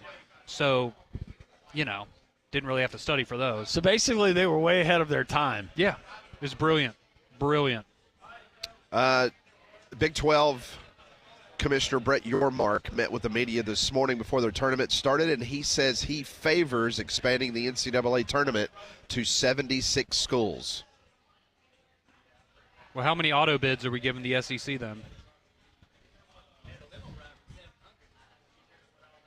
Should we have more than 37 at large?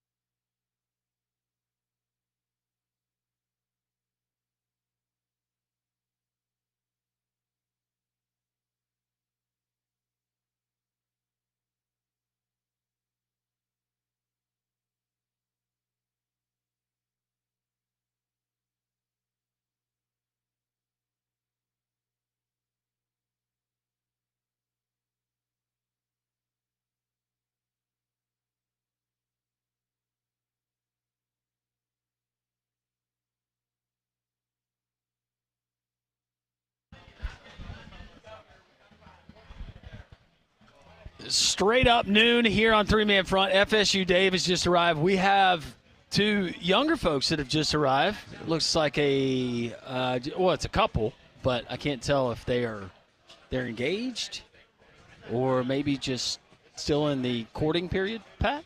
I'm not sure. But we invite you here to Social Taco. And your buddy Jeff is here as well.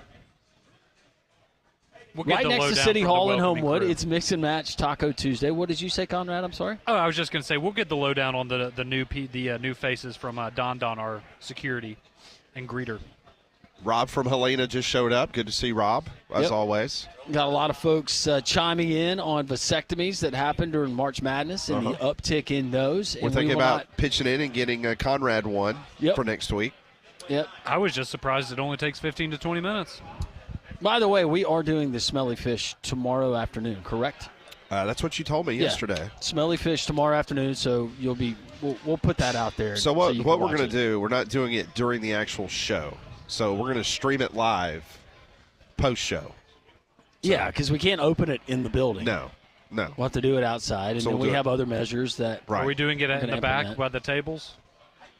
Are you going to We're trying to round up blindfold me, as- throw me in a van, and drive me into a quarry? No. somewhere and We're drop me trying to get the beaver to make a special appearance tomorrow. off? Okay. Yeah, and the bobcat that Molly claims that she saw. Using air quotes. It was there, I promise. Yes. She swears it was there. Okay. All right, let's talk hoops. Jason Caldwell, one of the best in the business. He's been covering Auburn undercover for over 25 years. He joins us, as all of our guests do, on the Higginbotham Hotline. Jason, I can't remember, but you're well aware of, we're talking about crutch classes or classes that different people take. Organic gardening, I brought that one up with Dr. James Brown at Auburn. You're familiar with organic gardening, right? Absolutely, yeah. I think everybody either took that or knew somebody that took it for sure. Yeah, the pop quiz man. He would always tell you about that. The pop quiz man, if you smelled the Marlboro cigarette, then you knew that the pop quiz man was in the house and you were going to get a pop quiz. So we were just going over different folks giving their versions of easy A's, B's, and credits that you could get. But I knew that one would certainly strike a chord with you. Yeah, no, that's one you did. I think everybody that's that one and calling for union was those are two things that everybody kind of talks about at Auburn. When you're in the 1990s. Yeah, for union.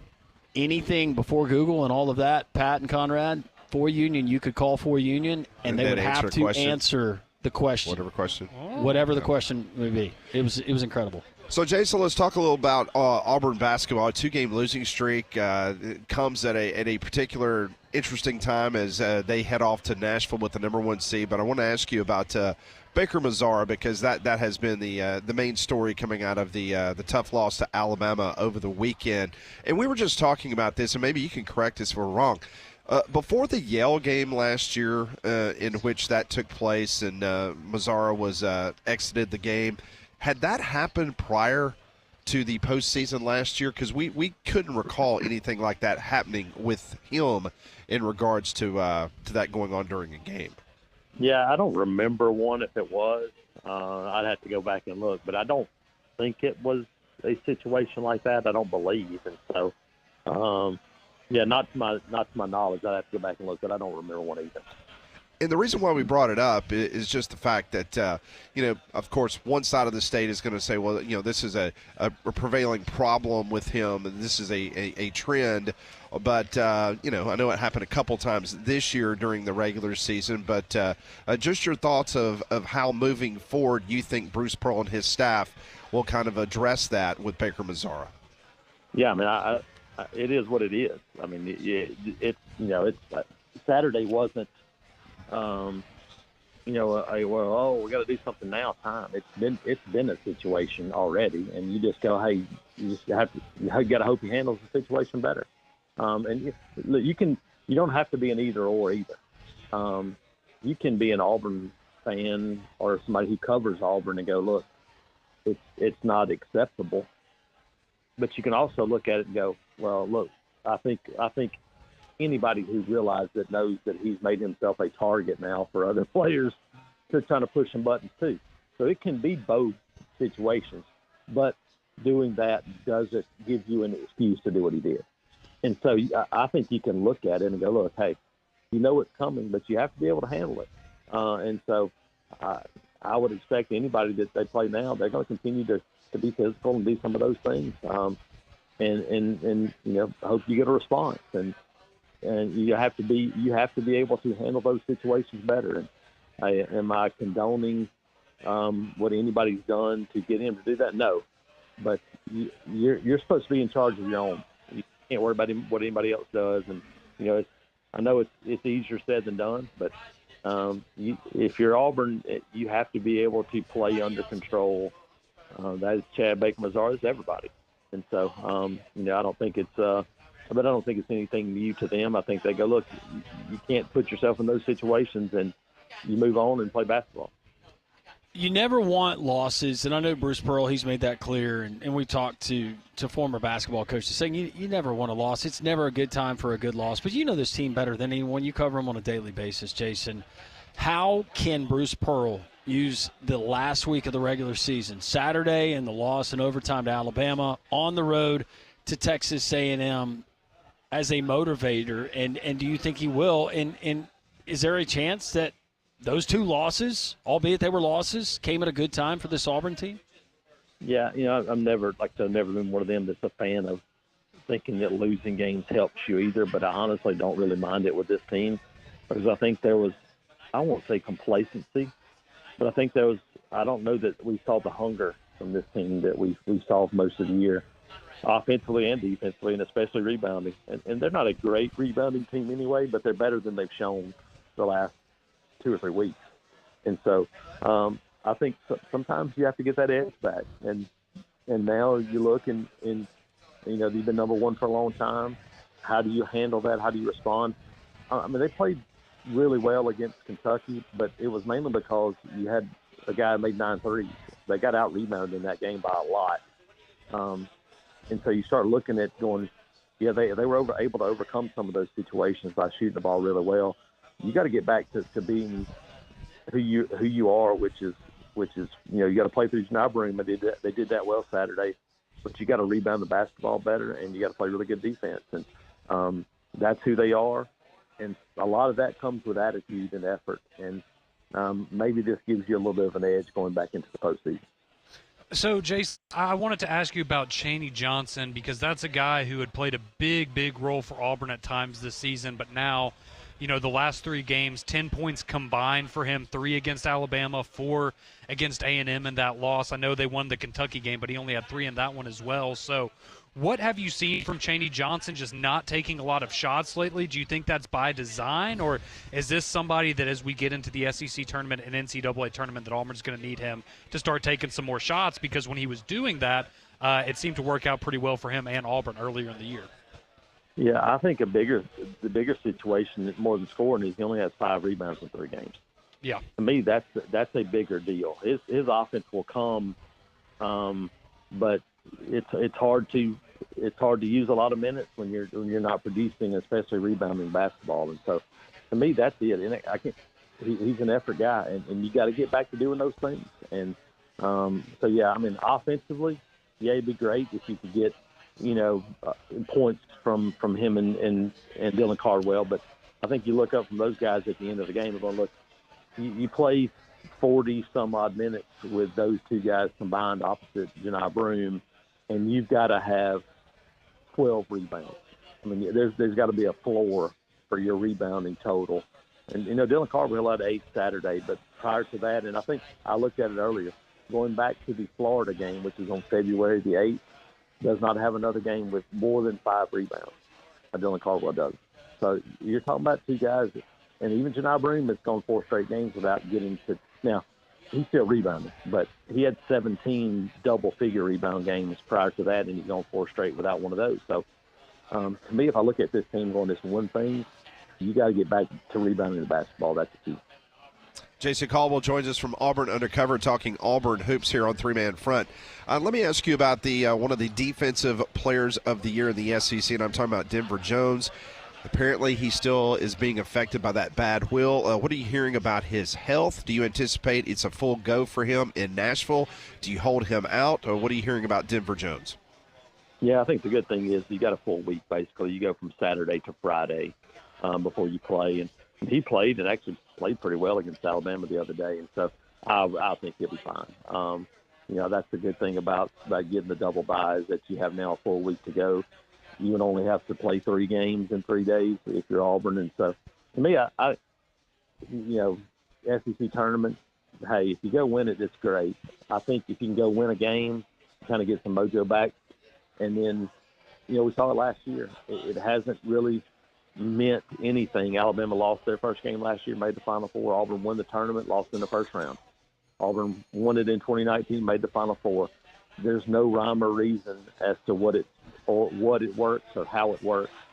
You always want to win a championship, and if you start to get to that opportunity, then, you want to win it. But I think for Denver and these guys, I think you go play and, you win a couple of games or win a game and come home and get ready for the NCAA tournament. That's probably, a pretty good situation. Jason, as you look at the SEC, and if we just go based, and I realize the fluidity of it because this team is so good top to bottom and night in, night out, you get wars. But right now, if you were going to rank the top of the SEC, how would you rank them? Yeah, the crazy thing is that it's all different matchups. Right. Auburn lost Alabama on Saturday, but I think honestly Auburn matches up better with Alabama, and I would still favor them. And even though they split those games this year, I think Florida's a really really difficult matchup for both teams. But then there's teams that match up better with Florida. I think it's one of those given nights. I think there's a clear separation between those three. I don't think Tennessee. Even though Tennessee, won games over those, I still don't think Tennessee is in the picture with those 3 teams, in my opinion. I think it's the matchup situation, whatever. I think all 3 of those teams would be the 3 that I have at the top. So, Jason, I know this is, a debate that we will have answered for us on Sunday, but going into Nashville, I am of the belief that regardless of what happens, even if Auburn were to lose their first game on Friday, that there's just no way they will not be the number 1 overall seed because their resume is just too good. I know Duke and Houston jumped them in the AP poll, but are you still in that same boat where regardless of what happens in Nashville, Auburn's going to be that number 1 overall seed, or do you think that Auburn's going to need to pick up a win or 2 in Nashville to solidify that? Yeah, I think the thing you don't know is that from a number standpoint, no matter what happens the next week, they can't come close to what Auburn has done on this season in terms of the wins, the things they got. But it's also people, it's also humans that are involved in this, and it's tough to look at a team and go, if you win 3 games by 30 points in the ACC tournament, somebody's going to go, hey, they're the best team. It could be, but I still don't know that they would earn the number 1. Here's the thing for Auburn: as long as you're a 1 seed and you get to go through the South through Atlanta, that's really all that matters. It doesn't matter if you're the overall number 1 seed. I think that's probably where they would fall. Would you like to be that? Yeah, I'm sure you would. But the most important thing is staying a 1 seed where you could go to Lexington and Atlanta. To me, that's still the biggest thing, and I would be shocked if that hasn't already wrapped up. Jason, I want to pivot to ask you a couple football questions here. Start with the spring coming up. What kind of storylines do you anticipate to kind of dominate the headlines at Auburn Undercover in regards to spring ball? Yeah, obviously there's going to be a ton of storylines on offense and quarterback. That's going to be a big deal with Jackson Arnold, Deuce Knight here. A couple of new offensive linemen, a couple of new wide receivers. No Jarquez Hunter. That to me that will dominate things, and so that'll get a lot of focus. But defensively, it's year 2 in that DJ Durkin system, and there's a lot of new young faces on that defensive line. They're going to have to get ready to play. So to me, that's going to be a big one too, is to seeing how Malik Autry and Jordan Crawford, Antonio Coleman, Jared Smith, Darion Smith, how those guys all are able to hit the ground running in the spring will be a big part of the spring for me. Jason, you follow Auburn baseball. They took 2 out of 3 from Old Dominion this past weekend. I will just ask you point blank right now, based on what you know that this team has, and I know injuries can play a part of it, do you believe that this team plays in the postseason this year? Yeah, I think so, but you just don't know. It's people have been talking about this basketball league now for the past couple of months and going, it's difficult. And then I looked up, somebody said, man, that's a tough break. You have to play Vanderbilt the first weekend. I went, well, Vanderbilt's ranked, this was last week, Vanderbilt was ranked 17th, and they were the number 8 ranked team in the SEC. And so there's 11 or 12 teams ranked from this league in baseball. And so, yeah, I think this Auburn team has improved over last season. It's just hard to tell how good everybody else is. We know they're going to be good. But I think this team will have a chance. And if you can get to the postseason, as we've seen from this league, if you can just get there, then you're going to have a chance to get to Omaha. And that's kind of the goal right now is, hey, just try to survive and advance in this league. Try to win your home series, steal some on the road, and see what happens. That is Jason Caldwell, covers Auburn athletics for Auburn Undercover. Jason, always appreciate your time. Have a great rest of the day. We'll talk to you soon. Thanks, guys. Appreciate it. Appreciate it. That's Jason Caldwell joining us on the Higginbotham Hotline. You deserve solutions that are built for you. Higginbotham is your one-source solution for insurance, financial, and HR service. Unmatched Sports Bar. That is Ramblers Sports Bar and Grill near Railroad Park. Don, he came up and he said, man, I tried it this past weekend. It was amazing, and the place was packed. And, wow, there's so many video boards and the projector screen and the audio and the sound and the food. It's amazing. It's Ramblers Sports Bar and Grill. You will never consume sports in a better way. It's an upscale sports bar. You can check it out. It's near Railroad Park. It's right there at the Phoenix, 1630 2nd Avenue South. But Ramblers, you can get in tomorrow beginning at lunch all the way through Sunday night. But I want to go ahead and plant this seed in your mind. When it comes to conference tournaments, whether it's the American, whether it's the Southeastern Conference, whether it's basketball, it's being played on TV. They're going to have it there at Ramblers. Make Ramblers your SEC, your American Conference tournament, your NCAA tournament watching destination. Ramblers Sports Bar and Grill. I didn't even have time to tell you about the great food that they have and all of the great drinks, but Ramblers Sports Bar and Grill, located at the Phoenix, 1630 2nd Avenue South near Railroad Park. Get in and see them and make sure you tell them Landrum from Jocks 94.5 sent you. Rocco Miller's going to join us in the next hour. He is the best when it comes to bracketology. We'll pick his brain not only on Auburn, Alabama, but seeding as far as the SEC and maybe some surprises and dark horses we could see in March Madness this year. All of that and more as we continue live from Social Taco here in the Taco Terrace. 3-man front on a Tuesday on Jocks 94.5.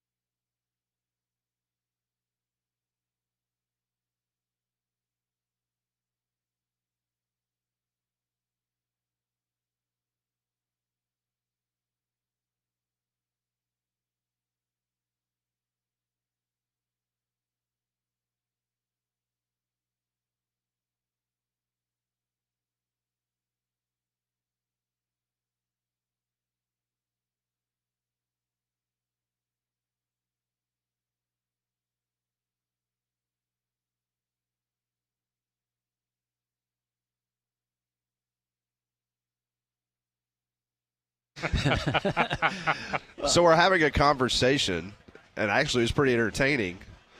But Molly, being the steward of the airwaves, she made sure that we were not going to be on the air having that conversation. So I do appreciate her doing that. Hey, I do what I can. Yeah, thanks, Maul. We've had several of those conversations today. Yes, we have. Yeah, typically we get those on a Friday, but it's kind of a crazy Tuesday. Everyone's lively because of the SEC tournament. It's a tournament, man. It's tournament week. Lovely couple we just met during the break. Lovely couple. Yep, we appreciate them heading down. They live right around the corner up the hill. Eric and Chloe. Yeah. They're hanging out. They've been to Social Taco before, but Eric said, hey, listen to the show every single day. So glad on his day off he's coming to Social Taco to hang out with us. Absolutely. We appreciate that very much. Come by and see us just like they did. A big crowd. Always good to see everybody here on Tuesdays. So he kind of played this out during the Alabama-Auburn game. At one point, it seemed like Jimmy Dykes and Dick Vitale was going to go, mano a mano, maybe Indian leg wrestle out in the parking lot. Yeah, there's a little bit of that. But anyway, so Dickie V has just come out with his Conference of the Year. This is the best of the best. Conference of the Year, no big surprise, the SEC. Coach of the Year in college basketball, he's got Rick Pitino from St. John's. Can't really argue against that. Team of the Year, according to Dick Vitale, is Auburn. Okay. Auburn. The program on the rise, according to Dickie V, is Louisville. And I saved the best for last. If you listen to the game, watch the game on Saturday, the player of the year, according to Dick Vitale in college basketball, is Cooper Flagg, not Janai Broome. And he was saying this while Janai Broome was dropping 34 and 8 on that is correct. a top 10 team. And Jimmy Dykes was saying that it was Janai Broome. Yeah. Well, where Dick Vitale was Jimmy Dykes had to correct him. Well, help him out on the broadcast. And I understand Dick Vitale's situation. God bless him. But when he had to tell him LeBaron Philon had originally committed to Auburn. Yep. Yeah, that was unfortunate. Mm-hmm. And Kansas. Get Dickie V some notes. And here's the other thing is, for the longest time, I mean, honestly, Dick Vitale did not, unless he was doing a Kentucky game, or maybe back in the day when it was 40 minutes of hell with Nolan Richardson. I don't remember SEC games. He didn't do a lot of SEC games. No. I mean, he's an ACC guy. And he's been a staple now, at least in the second half of the season since he came back. Well, I think the investment that ESPN has made towards the SEC and Fair realizing enough. that there's Fair only enough. going to be three teams from the ACC making the NCAA tournament, this is where your side of the bread that is buttered this year. Maybe we'll have to ask Wimp, and I'll figure out a way to ask it. But I remember him saying when I produced his show way back in the day, he and Sonny with Sonny and Wimp show, I think Dick Vitale did one of Wimp's Alabama games at Coleman Coliseum. Okay. Back in the day. And I want to say that he came, Dickie V maybe came over to Wimp's house after the game. Okay. Well, I can tell you this. If I remember the story correctly. I'll ask him about it on Friday when he joins us at 10:30. I've had many back and forths with Dick Vitale over the years, and it has always been first class. Oh, Pat, you're a PTPer. I mean, he has been. Pat. I can't say that the same thing with Lee Corso, but I can't say that. Those are great stories, by the way. I can tell you that definitely different dealing with Dick Vitale than it is Lee Corso. But listen, I mean, he's. I'll never forget. I mean, and he's done this type of interview before because back in the 1980s, he says there's two biggest stories in college basketball was in the 1980s. First off was the Big East Conference. Second was UAB basketball. Now think about that. That's the remarkable. whole decade of the 80s, Dick Vitale said there's two biggest stories in basketball, college basketball in the 80s, was the Big East Conference coming of age and, of course, having the domination they did, and what Gene Bartow did by bringing UAB basketball into the fold and getting UAB to the Elite Eight and beating Ralph Sampson. Yeah. Just incredible what UAB did and the run that Gene Bartow went on in regards to getting UAB year after year into the NCAA tournament. You know what? And we were talking about it, me and my wife. We went to senior night when they played FAU last Thursday at Bartow, and we were looking at the banners in the rafters. It's amazing. And I said, babe, can you put into – I mean, just think about this. Think of the numbers of NCAA tournament appearances. Let's take conference championships out of it, or tournament championships. Look at the number of years that UAB, and then has punched a ticket to the tournament, reached an Elite Eight, as you said.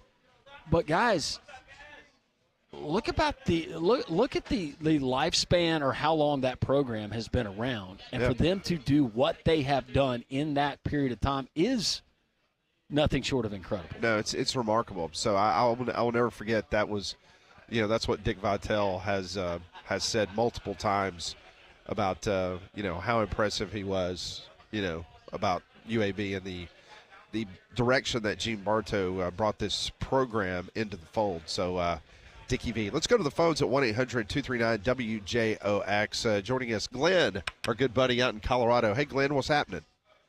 Hey, guys, I think this is a good one. So back when I was at Bama in 93, I needed a filler class, so I took the football 101 class, taught by one of the assistant coaches at the time. I forgot his name. And there were some of the guys in there from, that went on, next year to win the title. And the coach came in and he asked this question: how long is a football field? And I'm not bragging, and I didn't grow up playing football, but I'm the only one who got it right. And let me ask you guys, do you guys know how long a football field is, the length? It's 120 yards. I was about to say it's a trick question, because of the end zones. 120 yards exactly. And then I said it. Of course, I was a complete, dweeb in the front row, raised his hand and answered it, just like a complete, goober. And he said, do you play football? I was like, no. He said, well, you should, because my guys are in the back don't even know. And we all bust out laughing. That is funny. But I hope you made an A. Did you make an A, Glenn? everyone made an A. If you showed up, you got an A. That's my kind of class. Everyone made an A. All about that participation trophy when it comes to academics. It was. The bonus question on the final exam is, what is the name of the Alabama football team? Of course, it's the Crimson Tide. But anyway. Very nice. All right, guys. Just want to call and let you know. Thanks for letting me chime in. Hope you have a great Taco Tuesday. Hey, thank you, Glenn. Come see us sometime. I'd love to have Glenn come down here and I will enjoy do Taco it. Tuesday. Thanks, Glenn. We had a Appreciate it. professor when I was in school, and he would ride his bike from a local Irish pub that was there on campus across to where he taught. And one of the bonus questions on one of our exams, it was the final exam. He asked us, what brand of beer are you buying me when we're through with this exam? That's awesome. So we all went and had a wrap-up party. Yeah, at the pub. At the pub with the teacher who rode his bike, and he would work across. See, we did that. We did that Very a couple. nice. We did that a couple of times. We had a couple of guys in our broadcasting. They're no longer at UAB.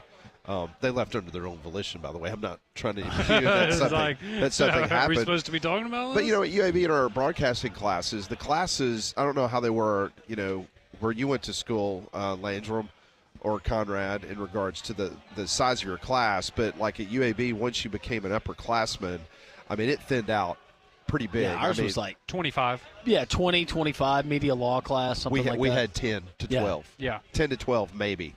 And so that group, we stayed together pretty much, after your sophomore year, unless somebody transferred. I mean, that was your group. And so we would get to know the professors pretty well.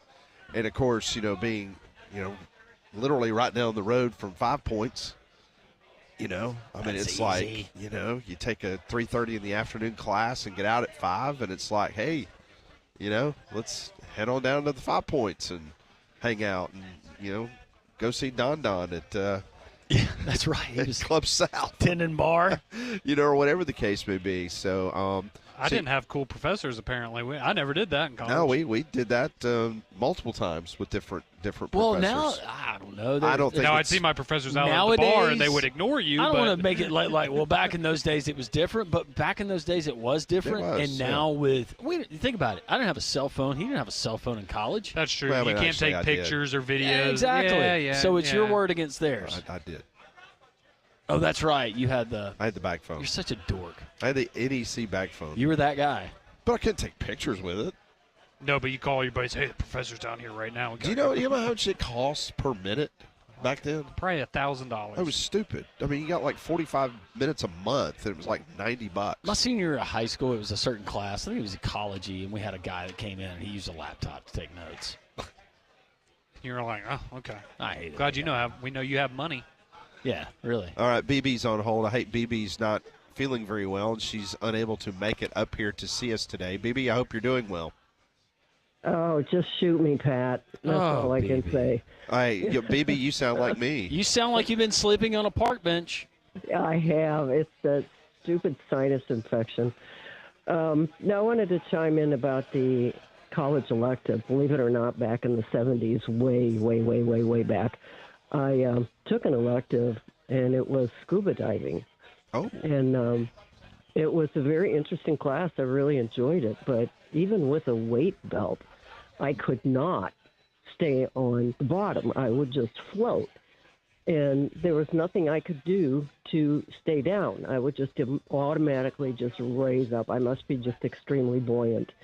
But it was just the most ridiculous thing. I was never able to complete the class and get certified. But I did try it for a little while.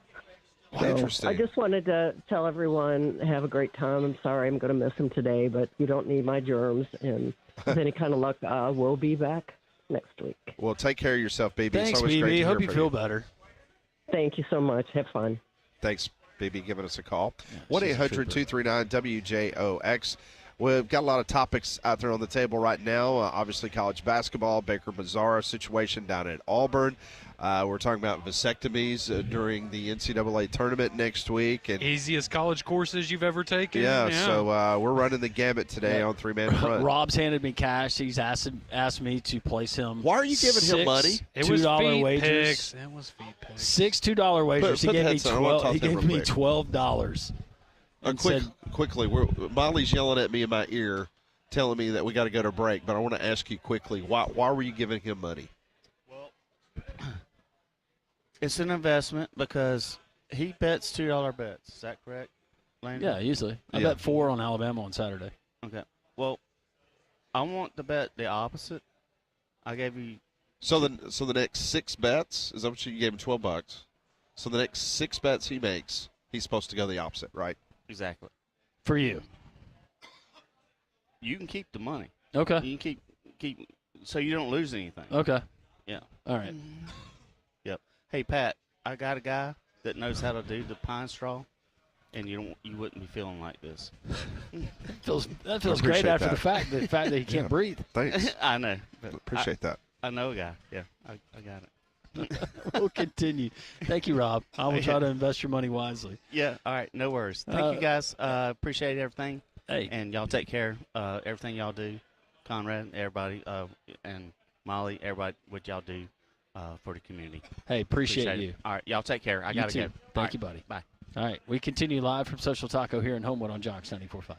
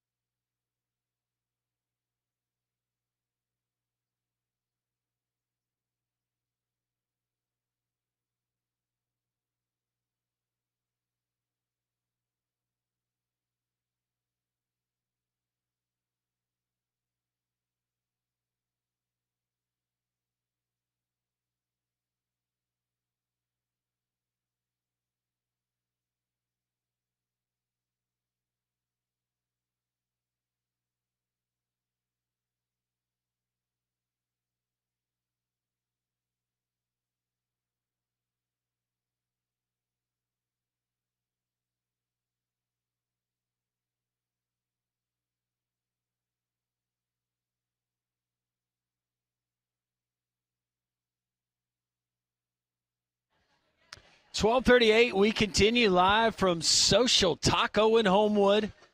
A good group, not the biggest group that we've ever had, but we're just getting started. The warmer weather outside, the patio weather, 3 to 6 half-off happy hour Monday through Friday. Don't forget about brunch on the weekend, 10 to 2:30, the Bottomless Tapas brunch.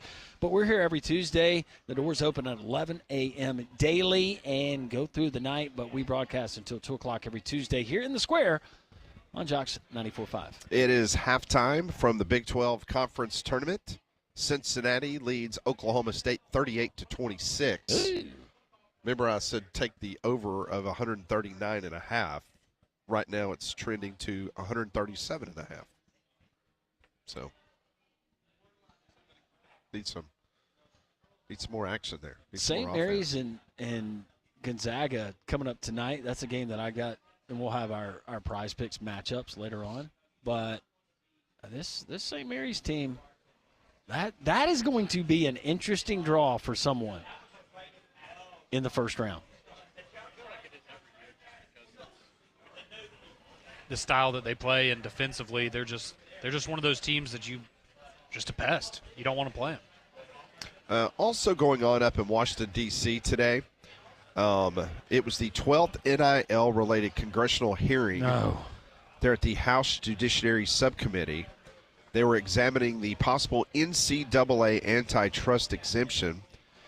Jim Jordan, who is the House Judiciary Chair, says that SEC Commissioner Greg Sankey has told him that under the employment model, he anticipates that schools will drop to the NCAA minimum of 16 sports. Okay. Also, Wisconsin AD Chris McIntosh, he was in front of the subcommittee, and he says, I think that's an accurate portrayal, meaning big schools are going to drop to 16 sports. Now, after today's judiciary hearing, Representative Russell Fry from South Carolina said he and other House members were planning to meet with Nick Saban, who is also at the Hill today, for a roundtable discussion with the House members. So Nick Saban is there in attendance once again.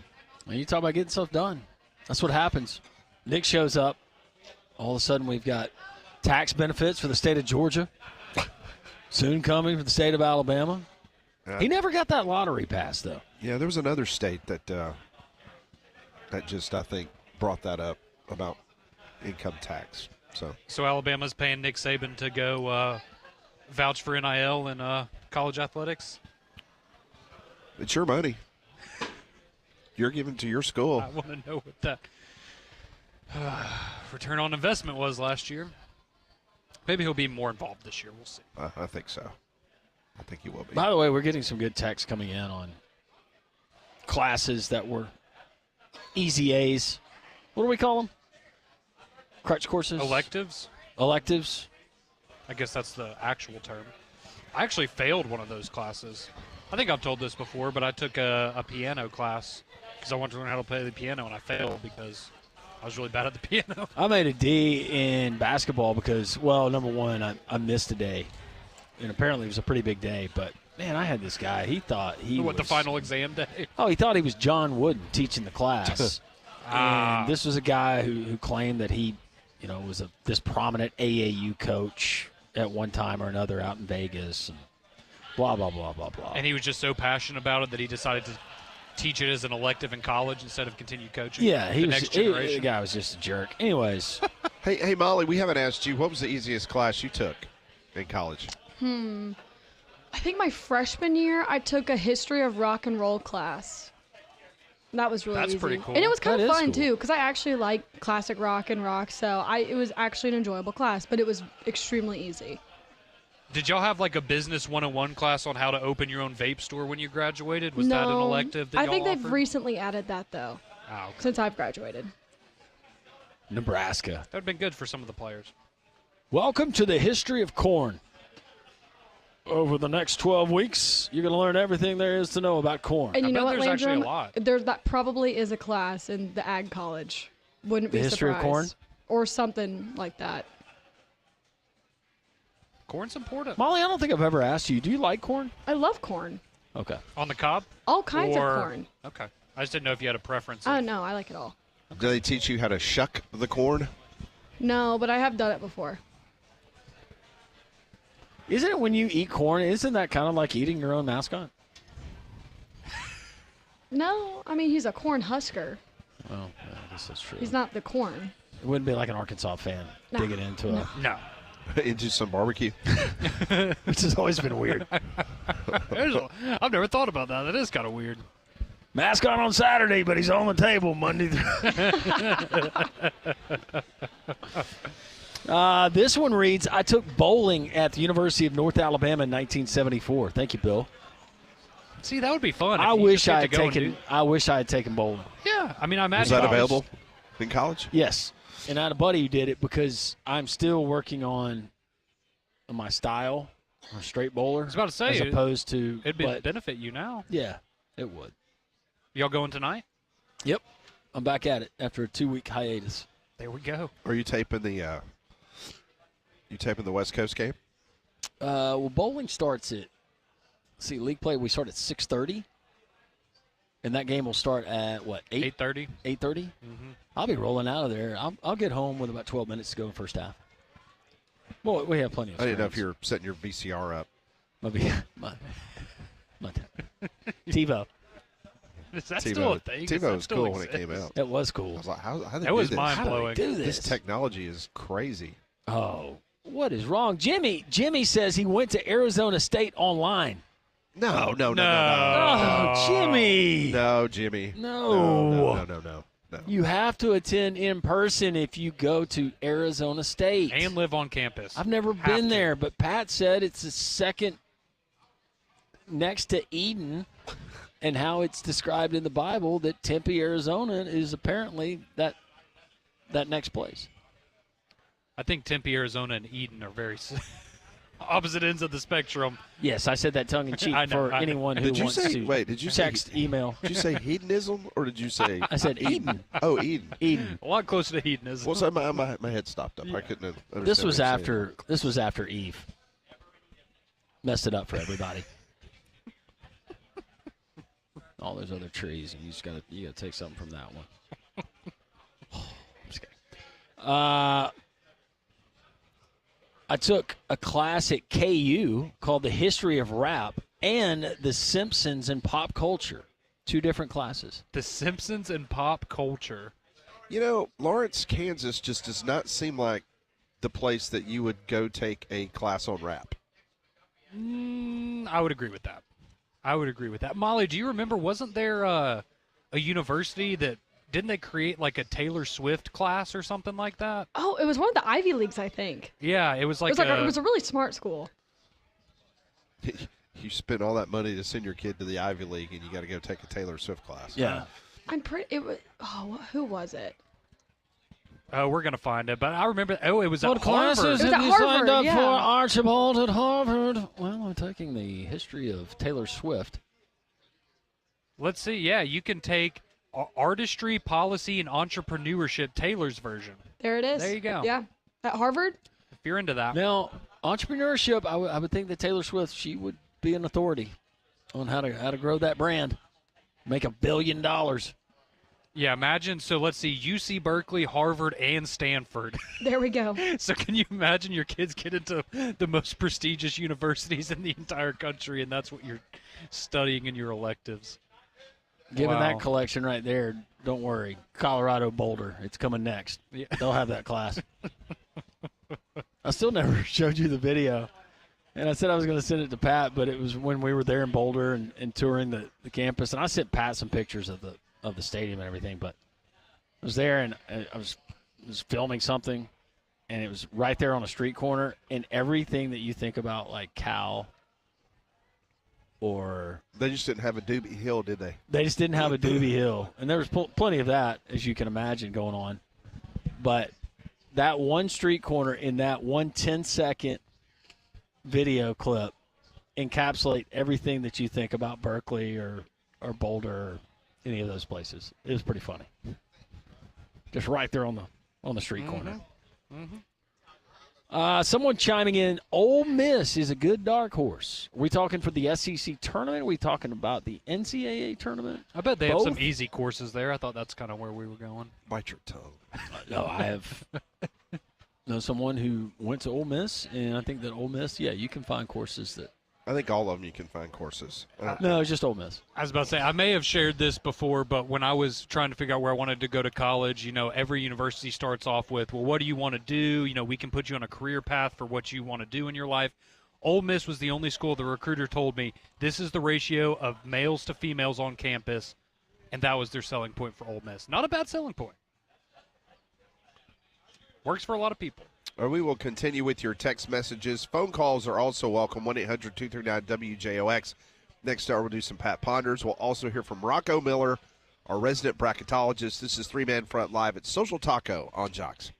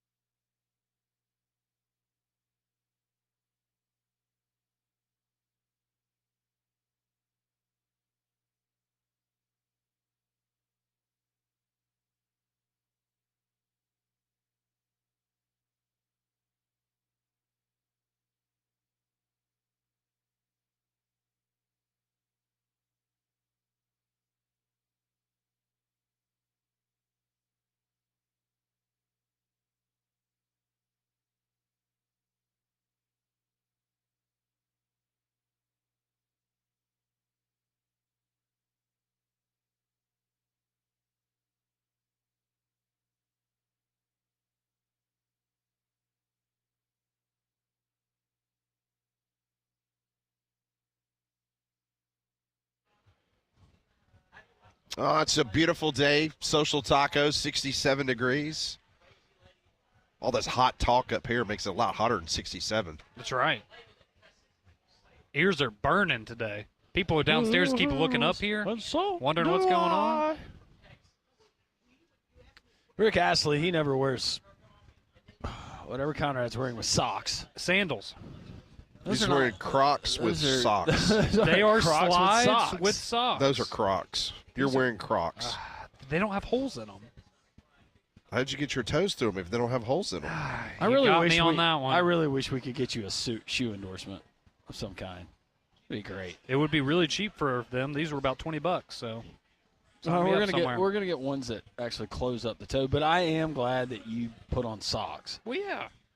FSU Dave was making fun of you during a commercial break.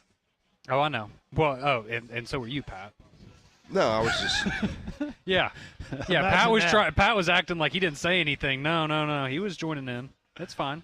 It's the medication. I'm just Conrad. happy to be I here. don't mean it. I'm just happy to be here. We have a lot of texts that are rolling in. 205-834-9450. Molly, listen up. I don't know if you knew this, but Tim from Rosa is a farmer. And he says he knows what he's talking about, but corn actually has no nutritional value at all. It just goes straight through you. What? Oh, That's why you can see it. You just cut out the middleman. Just go take it from the. Yeah. Well, I mean, it's, you can't. Never mind. Boiled okra. That's good. That'll slide right Oh, through I you. love okra. Yeah. Boiled okra. Did you get to see that one again, too? Yeah. Okay. You've had okra. I thought corn was a veg. I was always so proud of myself because that was always my favorite vegetable was corn. I thought it had good nutritional I value. told you this, the old Rodney Carrington stand-up. He's like, when did they start putting corn in Snickers bars?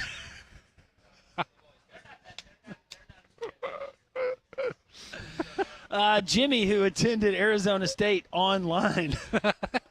He didn't respond. And I gave him crap about it.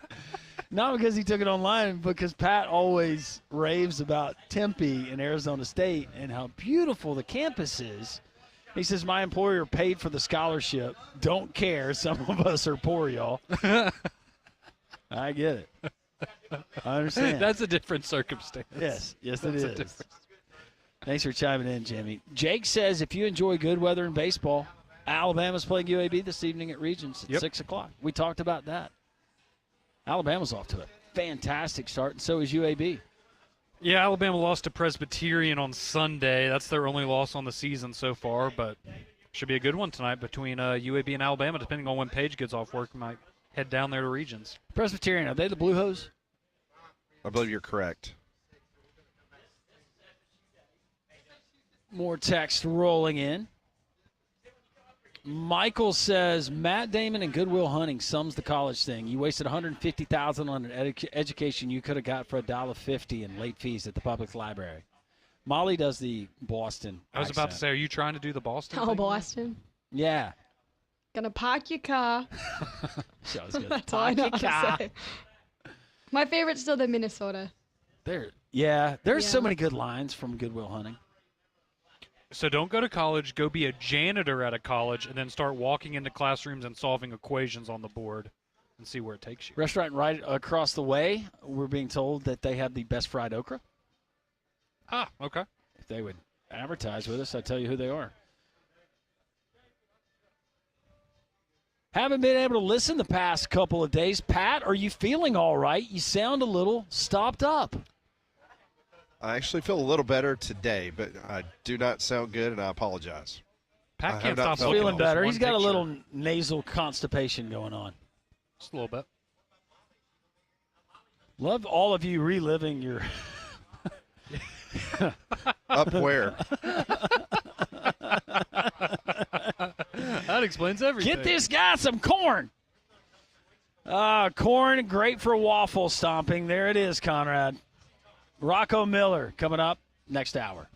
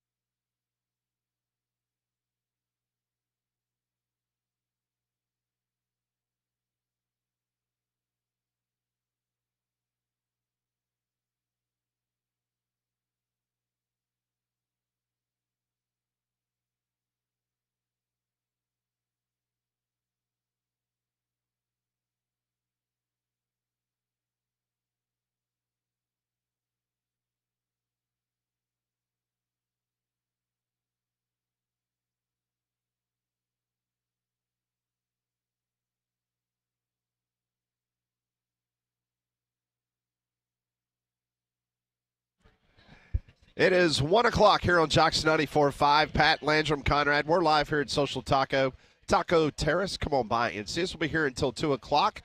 Great listener drove up all the way from Tuscaloosa, Alabama. How about that? To come up and say hello and grab some lunch. Dave from Tuscaloosa. Molly, I think you've had a conversation with him once or twice on the phone, and you talked him into coming up here to see us, and we appreciate that as he is here enjoying some chips and salsa. Just ordered one of the entrees here at Social Taco. Well, you can enjoy the tournament madness, and you can start tonight with some of these conference tournament championships or conference tournament games that are going on. It's Prize Picks. I tell you about them every single day here on the airwaves of Jocks 94.5. Prize Picks, it is the best way to interact, get involved with the game, but it's your daily source when it comes to fantasy action, and you can win up to 1,000 times your money. This is how you do it. You go into your phone when you get a chance and you're not driving, if you're driving right now, or you're where you get a little bit of time. It doesn't take much time. You download the Prize Picks app, you set up your account, enter promo code WJOX. You got to make sure you do that. Enter promo code WJOX. Your first $5 play, you're going to get $50 instantly kicked back to your account. That's how easy it is. They're going to give you matchups, and all you have to do is guess correctly more or less on 2 or more matchups, and you're going to win money. Tonight, college basketball, of course, I'm going to go St. Mary's versus Gonzaga. Last night, he helped me out. He had 15 points. I went with Paulius Marguzzi. Does that sound right? Yes. Yep. It's exactly the way it sounded on the broadcast That's the way last his night. mama says it. Elite player, yeah. From St. Mary's, and I'm going to go with Nemhard, 10.5 points at Gonzaga. Paulius, 12 points, more or less tonight? Less. Nemhard, 10.5 points, more or less tonight? More. Okay, that's exactly the way I went. Good. It's just that easy. Prize pick. So if Paulius goes less than 12 points and Nemhard of Gonzaga goes more than 10.5 points, I'm going to win. But you can win today. Just download the app. Prize Picks is the destination.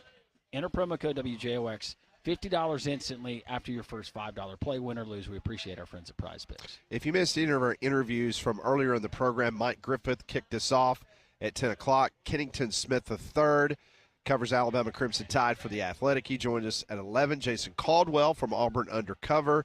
And the 12 noon hour, and coming up in about 30 minutes from now, Rocco Miller, our resident bracketologist, he will join the program. If you missed it yesterday on the Paul Feinbaum Show, Bruce Pearl was a guest coming off the SEC Coach of the Year honors. But Paul asked him about Baker Mazzara and what took place Saturday against Alabama. What Chad did was wrong, and there's no excuse for it. And as a result, he got a flagrant 2. What's a flagrant 2? He got removed from the game, a game where against your arch rival, a game that really matters. And he didn't play the last 11 minutes of that game, and we did not win, and we did not have the bench and the depth. And Chad's accountable, and regardless of whether it was retaliation from a number of different shots and hits and things that took place during the course of that game, there is no excuse for it. He understands it. How frustrating is it, regardless of what you just said, but, it's not just like an isolated situation. You've alluded to that a couple of times about what may have preceded it. Well, yeah, it's just, again, it's every player's got great strengths and weaknesses. Chad is a very, very gifted player, and we wouldn't be in a position that we're in without him. And there are times when he has retaliated on a couple of occasions that have been very visible. And again, we're coaching college students that are growing and learning, and hopefully he'll be able to recognize that he loves his teammates, he loves his coaches, he loves Auburn, and he's sorry that he wasn't able to be out there with us because of the mistakes he made.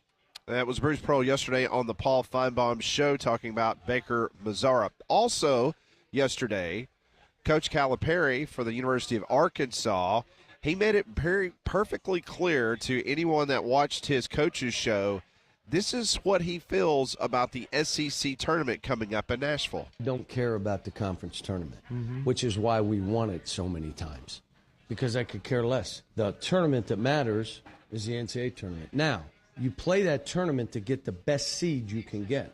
And if you're going to get to the finals, win. Or don't go to the finals and lose because you're exhausted and you got to play on Tuesday or Wednesday. So I'm like, let's play well and try to improve our seed. ESPN's Jason Williams last night on the ESPN set, he said the following: I know that John Calipari says that he could care less about winning the SEC tournament, but we are talking about arguably the greatest single-season conference of all time. So I think that's absurd. Like, I think everybody's approach is to win every single game they play, right? And you're also talking about, you can make the case that the semifinals of the SEC tournament could be more exciting to watch than the Final Four. They could both be in the Final Four. End of quote. So Jason Williams taking a shot at John Calipari, saying that he just doesn't like the conference tournaments anymore. Which is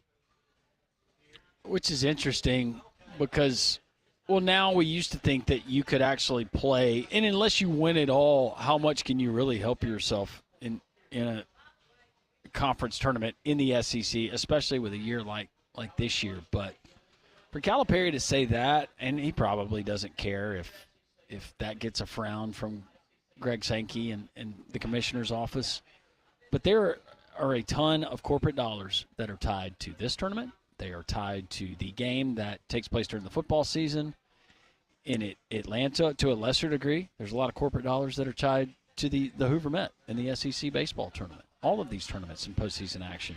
So that's not going to go away. But for him to say that, I probably wouldn't have. Because what happens if Arkansas goes out in their first game and they get steamrolled? Yep. And then for some reason, that'll be a bad look. They missed the tournament. And the explanation we get is, yeah, Arkansas was there, but we didn't like what we saw in that first game in the SEC tournament. Then what is John Calipari going to tell his fan base, Conrad? Well, and I was about to say, I think that's the big thing for me, at least. My immediate takeaway was, man, probably not going to go over super well with the fan base just because, again, you're going to have a lot of people that are spending, hundreds, maybe even thousands of dollars to travel to Nashville, get a hotel, get tickets to the game, go support Arkansas up there in Nashville this week, and then you hear your coach officially potentially come out and tell you, why would you do that? It doesn't mean anything to us, so why would you spend your hard-earned dollars to come and support us? And that would be my big thing. If I was an Arkansas fan, I would not be happy about that at all. But speaking of the SEC basketball tournament, that ties into our daily Pat Ponders poll question of the day here on the show. In today's question, we asked you, as a fan of Alabama or Auburn, how important is winning the SEC basketball tournament to you? Your two options are not at all, you don't care about the tournament, you're just ready for the big dance, or it just means more and you want your team, Alabama or Auburn, to win. Not at all, leading the way with 58% of the vote. It just means more with 42% of the vote. So, Pat, the majority of our listeners telling us, hey, I'm an Alabama fan, I'm an Auburn fan. I'm not worried about Nashville this week. Let's go try to cut down the nets in the NCAA tournament and go back to the Final Four. And based on all the information, and we'll ask Rocco Miller coming up at the bottom of the hour what his thoughts are, but you guys agree that, as of right now, it appears that Texas is on the outside looking in, like they would have to win a couple games in the tournament, right, to maybe even potentially get on the bubble? I feel like they might have to make it to Sunday. Really? All the way to Sunday? Okay. Meanwhile, we all believe that Oklahoma is in? Or do they got to win one? Yeah. They got to win the first one. It would help. I think if they win the first one, there's no doubt about it. If they lose the first one tomorrow to Georgia, maybe that's a question mark, but maybe it helps because Georgia is a tournament team themselves, and so maybe you don't get dinged too much for that one. So the feeling is that Oklahoma is in currently, but they need to have at least a decent showing against Georgia one way or another. But Texas needs some heavy work, according to Conrad. Isn't it wild? We're talking about the 14 seed? I was about to say that. In a conference basketball tournament? The first round of the tournament, and multiple of those teams are going to go to the NCAA And going tournament. in, their resume is good enough? Yep. There's only two teams.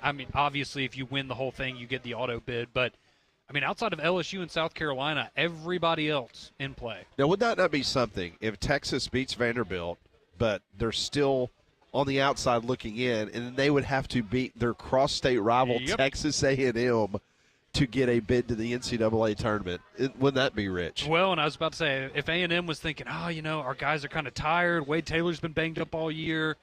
All right, maybe we let him sit this one out and just get ready for NCAA tournament. Hey, if Texas is coming through your side of the bracket, no, Texas A&M's not going to want them to get that win and potentially put them in the tournament. Well, one thing's for sure, Friday is going to be pretty special up there because you're going to have the Auburn, Tennessee, Florida, and Alabama fan bases. Yep. That will be in attendance all day long. And if Kentucky plays its cards right, Big Blue Nation will be there on Friday. About to say, ready to go. Late on Friday. Yeah, so you've got 5 really potentially deep fan bases that show up for this event. So that will be a lot of fun coming up. And it all starts tomorrow at noon as South Carolina will take on the aforementioned John Calipari. He just doesn't care. He doesn't. No, he doesn't. So we'll see what he has to say at noon tomorrow. I bet his players care. As they take on the Gamecocks. When we come back on Three-Man Front, we'll do some Pat Ponders. Bottom of the hour, we'll do some Rocco Miller, the Bracketeer. That's all coming up next on Three-Man Front.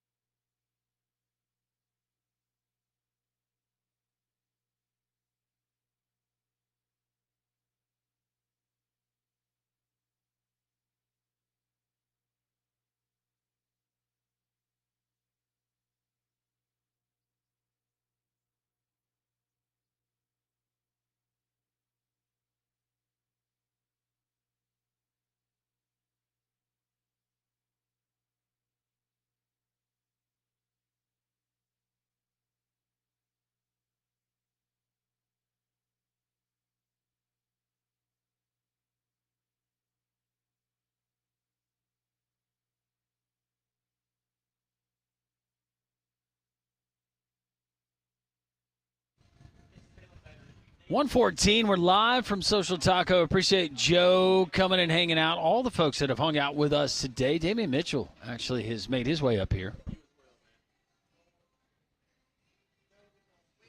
I don't think Damian's getting taller. I thought he was wearing those lifts. Is there something different about him? He's not wearing those lifts he ordered on Amazon? Mm-mm. You think he has? Yeah, he's definitely got. Well, he is inspired by Schefter yesterday to just ride it out. Yeah, he claims he's taller than Schefter. I don't know. Pat writes questions every day. We try to come up with answers. This is what we call Pat Ponders.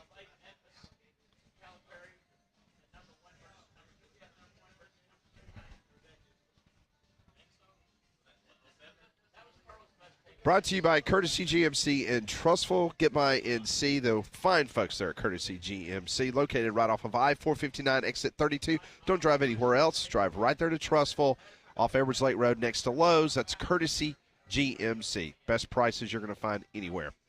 Question number 1. Which SEC fan base will have the largest contingency in Nashville this week? Yeah, we talked about this a little bit yesterday. Oh, I might still go Kentucky. Think still Kentucky? Yeah, because they're going to have the most time to be, or an extra day, I guess, to be there than the Big Four. Alabama and Auburn fans, like we talked about, maybe you're saving your pennies a little bit so you can go to the NCAA tournament round in Lexington or in Atlanta.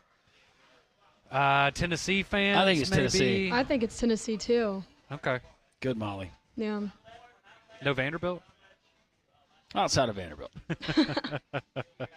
I think I like Tennessee. I think it'd be, yeah. I think That'd be my Kentucky second would pick. be second, though, for me, Conrad. Tennessee would be first. Very close. Or maybe it's South Carolina and LSU fans because they realize this is the last chance they're going to have to see their teams play. Yeah, something tells me they're not dying to see that team again. I think it's Tennessee. It's Tennessee. Kentucky was a good guess. It was just the wrong one. Yeah. Think. So, I mean, certain things happen for Tennessee. Tennessee can still get a number 1. Don't right. you think they have a better Yes. opportunity than Alabama? They To can get a number 1? Yeah. They have- Tennessee. They have more incentive, I think, Tennessee. Yeah. Yeah, well, and they have a chance to beat Auburn, There you go. potentially. Okay. Everybody does that. What's the big accomplishment? Question number 2. So over the last month, betonline.ag, they did one of these infographics in which they go on social media and they search these keywords like this team sucks or I hate so-and-so or whatever. And so they tracked all this stuff on social media. Now, according to betonline.ag, who do you think is the most hated college basketball team? Men's. Oh, I mean, it's got to be Duke. You say Duke? What do you say, Landrum? Ooh. I will say it is not Duke. I will say that the most hated is. Sorry, I'm stuck here. Golly. Why did you say Duke? I'm just curious. Duke North Carolina fans? Duke basketball to me is just Cowboys, Yankees, Alabama football, Lakers basketball, like that. They are just in that category of if you are not actively a fan of them, you probably just hate them. See, Okay. and Conrad, I agree. I also think the answer is Duke. Landrum, you want to go for a trifecta and say it's Duke? Nope. Although I think Duke is an excellent. I'll try to be different. I will actually go UConn. See, I would have said UConn before That's I saw fair. the results. Okay. But according to betonline.ag, it is Duke. Well, Landrum had a good guess. He was just wrong. Number 2 was not UConn. You stole my answer. I wanted to be different. Shut up. Who do you think's number 2? It's not UConn. It's not UConn? It is not UConn. Let's go with North Carolina. It is a Southeastern Conference school. Kentucky. Kentucky. Yeah, Kentucky. That is incorrect. Wow. Really? It is the University of Florida. Oh, yeah. okay. Is that because of Billy Donovan or is that Todd Golden? Is that It was done over the last month. Oh, this is over the last month. Yes. So Florida's the second most hated basketball. That's correct. Followed by Kentucky, Ohio State, Michigan, What? Kansas. Why? Ohio State. I guess they just hate all sports at Ohio State. Texas, Georgia, Alabama, UConn, Tennessee, Miami, Auburn, Houston, Clemson, Purdue, North Carolina, UCLA, Arkansas, Louisville, Illinois, Michigan State, Oregon, Arizona, and Mizzou. Mizzou. Wow. Yep. That is a Who's hating on Mizzou? wild list. Yep. Okay. So Alabama got almost twice as many votes, according to their scientific study, than Auburn. There's a lot of football hatred, I think, that carries over to that list when you Conrad, have the Ohio States of the world up there. Just a reminder, you don't make this list by taking the high road. Thank you, So Major. congratulations. Put that on Thank a you. T-shirt. Yep. All right, next question. You can't be hated taking the high road. Next question. Which NFL team's quarterback acquisition has been the most impressive? I'm going to give you three options. Was it Zach Wilson to the Dolphins, Sam Darnold to the Seahawks, or Justin Fields to the Jets? Which one of those three You didn't want to throw Daniel Jones to the Colts in there? Yeah, The most come on. impressive? No, the most impressive of those three. That's Go ahead. Say Zach. Did you get you a Zach Wilson jersey? no. Of course he did. No. God, that's a horrible question. Tua's going to get hurt in week 3. Obviously. And then you're going to. If you were single, would you reach out to his mom's friend? Zach Wilson's mom's friend? How about Zach Wilson's mom? I don't know. She Or could as look much at- as you've talked about him, Zach Wilson. Have I You've talked never about seen him a Zach lot? Wilson's mom? I'm sure I have. I just don't remember what she looks like. That is not his mom. Oh, yeah. That's his mom. Yeah. Yeah. Sorry, Paige. Yeah. If I was single. Well, I asked the question. Yeah. Yeah, I she's- said if you were he- single. He has a very pretty mom. So you would say the Dolphins with Zach Wilson is No. the best Have you ever Absolutely. have you ever seen the mom's friend though? No. I don't want I to haven't Google either. Zach I just- Wilson mom friend. Supposedly those pictures are out there. I don't know. Okay. Okay. Not like they're. Oh, because that was the one that he. Yeah. Yes. And okay. and the girl that he was dating that was his age, she said that there was just way too much time, and that she accused Zach Wilson of having an inappropriate. Well, I don't know. But it was not like Maybe the, it was not inappropriate. It was not Maybe like it was the just- Ole Miss situation. Got. Yes. Well, that was one of a kind. Yeah, it's never happened before anywhere else. No. Ever. No. What was the question again? Most impressive? Yeah. Where are you taking her on your first date? That was the question. Zach Wilson's mom? Yes. You got to think about time. What time are you going? What does time have to You're do not gonna with wear it? that, are you? I don't know. And I'm in Miami. I could get away with it. Well, I wouldn't have socks on in Miami, but be more tan. All right, so answer the question. The quarterback. You're taking her to dinner in Provo. I forgot who all the options were, but I guess Sam Darnold. Justin Fields. No. Yeah, I hate that one for Justin Fields because I think that was – I wouldn't have done that if I was him. The Jets are a How about you, disaster. Molly? Which one's the most impressive of those three? I mean, of those three that you're giving us, probably Sam Darnold. I don't like any of them, though. Yeah, Sam Darnold. Man, y'all. Yeah, Justin Fields. It's a pretty reliable source right there, Pat.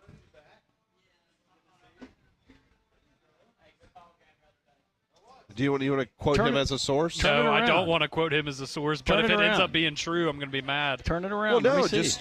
just quote the person Okay. that just tweeted this. Okay, so this is – we're taking this with a grain of salt. Antonio Brown, I know, but Antonio Brown is saying that he has had sources tell him that there is a deal finalized for Aaron Rodgers to go to the Steelers for 2 years. So if it ends up being false, we'll blame it on the CTE, and if it's true, then good for Antonio Brown. That's what I said I would go after. If I'm Yeah. the Steelers. I agree. I mean, it feels like it's down to him and Russell Wilson. It's about all you got.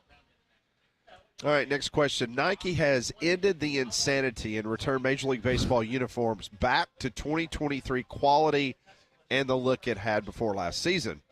Now, what was your biggest issue with last year's jerseys for your favorite team? Or you might tell me you love them. I didn't like number one, the material, but the font. The font had changed. On the last names. Yeah. See, and that was my biggest issue with the jerseys. Granted, the Yankees don't have last names on their jerseys, so it's not – I guess it wasn't as big a deal for the team that I support, but that drove me crazy trying to look at the font. It was horrible. Horrible. Yeah, the Braves were not as exaggerated as some of the uniforms, but I could still tell. What about you, Molly? See, it's probably the font, because I guess with the Tigers too, it was kind of the same. It wasn't as bad as some of the other ones, just the font. What about you, Pat? Well, we get really geeky here. Yeah, we love it when you get geeky. But the Cardinals, the tackle twill, the chain stitching. What they did is instead of them stitching it directly to the jersey, they stitched it to like a backing, and then the backing was attached. But you understand what I'm saying? Yep. Is that better, though, as far as comfort on your bare skin? That was supposed to – well, no. I mean, because, on the back you have – Do you wear a shirt under it? Well, I was about to say, I assume everybody wears a shirt under it. Yeah. Well, not everybody. If you got a good-looking gold chain. So to me, and of course the font on the back was disgusting. Yeah. It was terrible. And for the Cardinals especially, their road grays, the road gray top did not match the road gray bottoms. And so when you sweat, I remember you talking about that. Yep. It was very apparent. The font on those uniforms, it looked like maybe a jersey that you would get, like a screen print, where it's a mock jersey, but it's made with a lot of less quality. And you can go, if you're attending an event, whether it be soccer or something else, you can buy a jersey for $25 and fit in. Bingo. To me, it always looked like, hey, the first 20,000 fans that show up to this game against Cincinnati on Friday night. Get a replica jersey. Yeah, you're going to get one of these with a we mystery literally just player printed on the back these of your jersey. 10 minutes ago. Yeah. That was my problem. Yeah. But it's beautiful. It is beautiful seeing them back in all of its glory. Now you just got to figure out the hats. Oh my goodness, we didn't even have time to get into that today. Those were so bad. They are that is atrocious. That is some, not just one team, but they've pulled the Texas hats. Yes, the Rangers hats are They need to pull the Angels one too. But you can get the Angels and the Astros. Oh no! Wait, was the Athletics one? I assume that was last year. Yes. Wait, but that was a real hat. Absolutely, you could have purchased it last year. Here, Landrum, I'll show you. No, I thought that was like a. So that was last year's hat. But with the expletive show that was going on out there with that franchise, I mean, I would want an A's hat that said ass on it. That'd be okay, funny. so they have taken that hat. Titas. Oh no. No. Oh, I see. Oh no, I see. Yes. But I just said it different. Do you know what that means in Spanish? Yes. Okay. I was just okay. I wasn't going to say that one. Yeah, don't say the Astros. And that one, that's provocative. That one is provocative. Yeah, the Angels. It actually pairs very well with the Athletics hat. Yes, they're kind of like kinship. Yes, absolutely. I don't understand. Yeah, that one's just. But who said, hey, let's just put the logo over the team name to where you can't even read? But again, I mean, when they sold that last year. Yeah, that one's funny. And then, of course, that sold out because everybody thought. I mean, you're in San Francisco. Well. That's truly an ass hat.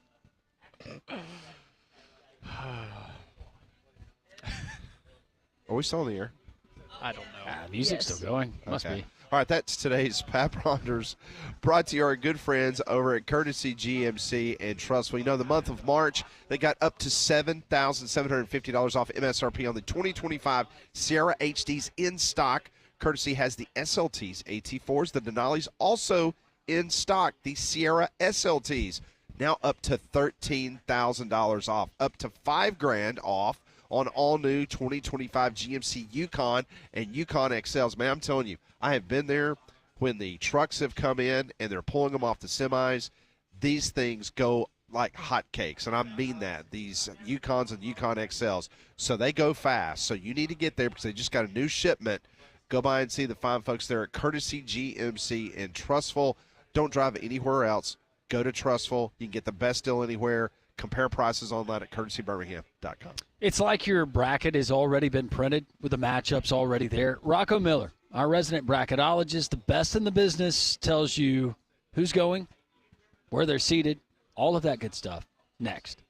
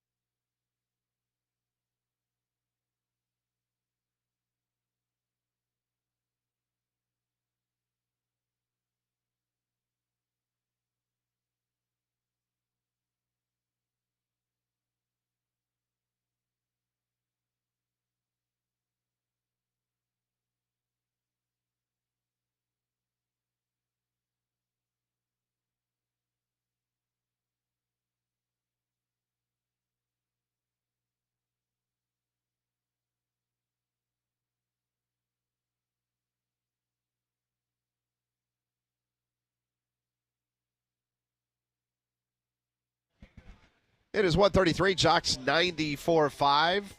30 more minutes to go until the Paul Feinbaum Show. Keep it tuned right here to Jocks 94.5. We'll be talking to Rocco Miller coming up momentarily. We'll get his thoughts on the bracket, which SEC teams got a little work to do this week in Nashville. And a reminder that the SEC basketball tournament begins tomorrow at 12 noon, South Carolina and Arkansas. That will be the first game of the day.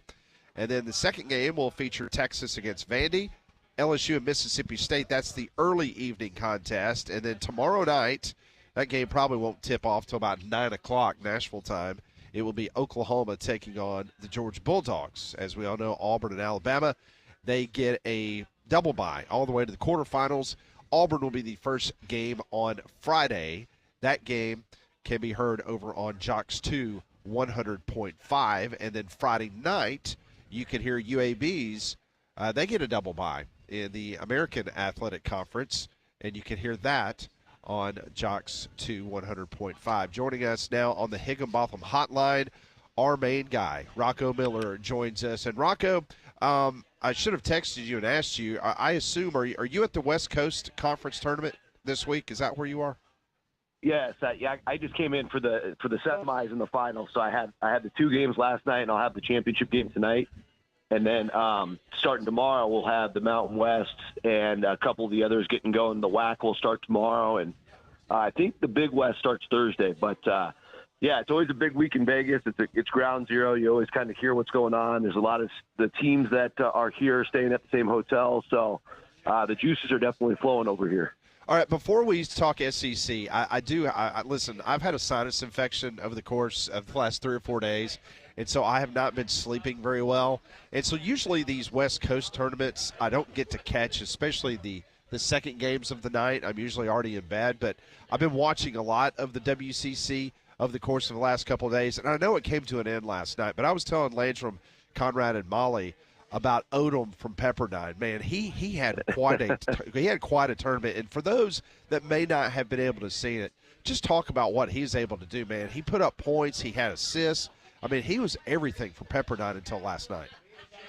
Oh, yeah. I mean, he's going to be a lock for the all-tournament team, which is a little bit unprecedented. I'm here almost every year. And, by the way, I hope you feel better. That doesn't sound good. Thanks.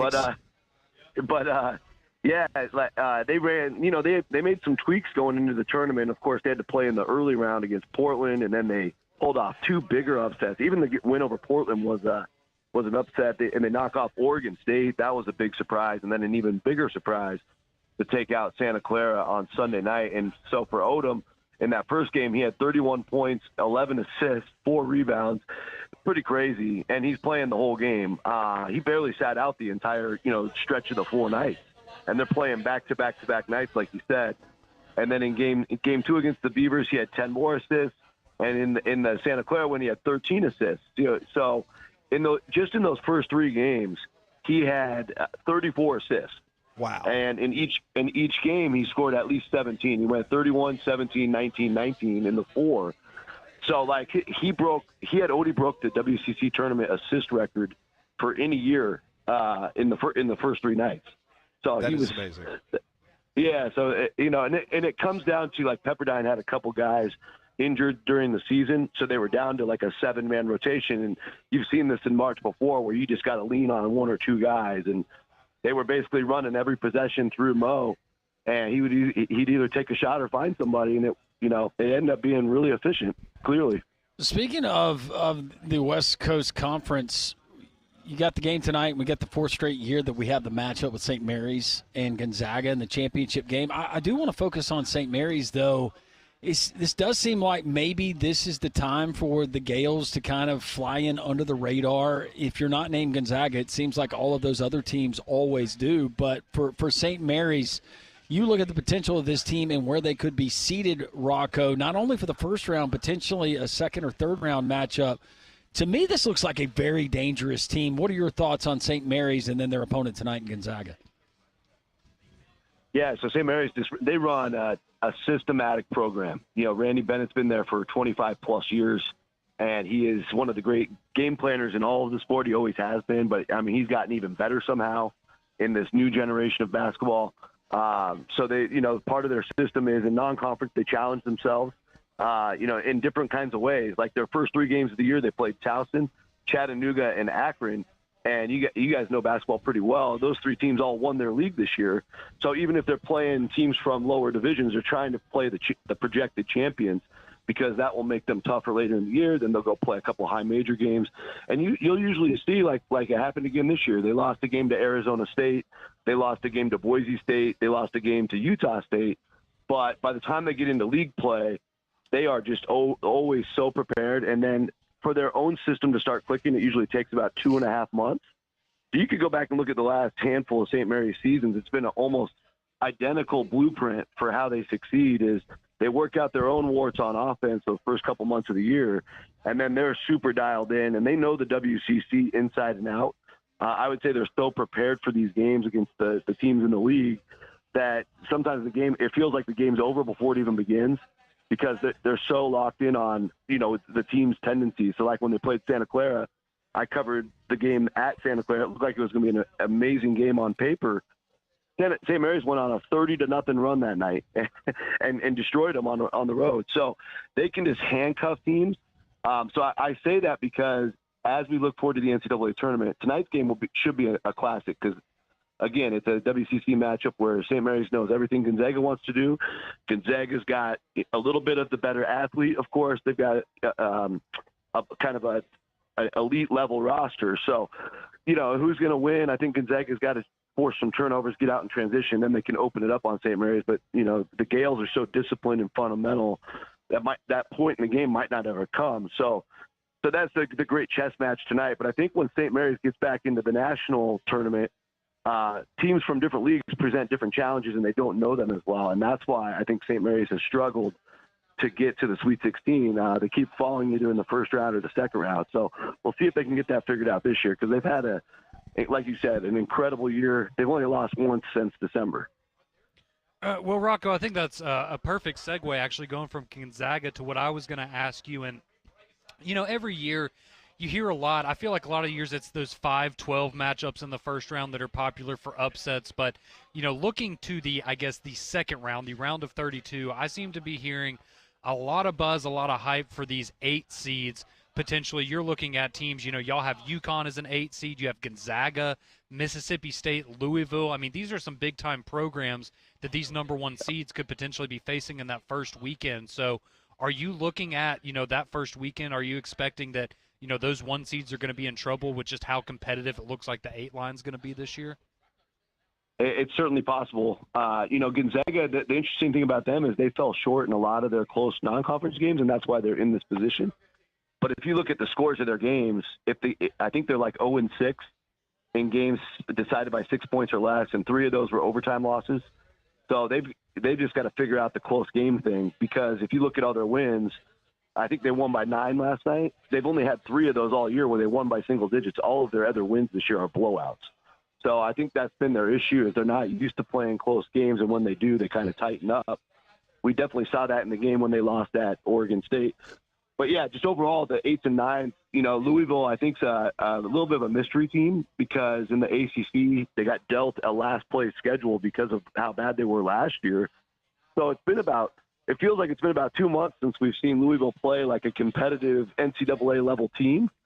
So they could be really great, like a sleeping giant here, or, maybe they're not as good as they look because they're just beating up on a bad ACC. So that's a really – interesting wild card team. They might get a couple chances this weekend to show what they got. They are on the same side of the bracket as Clemson.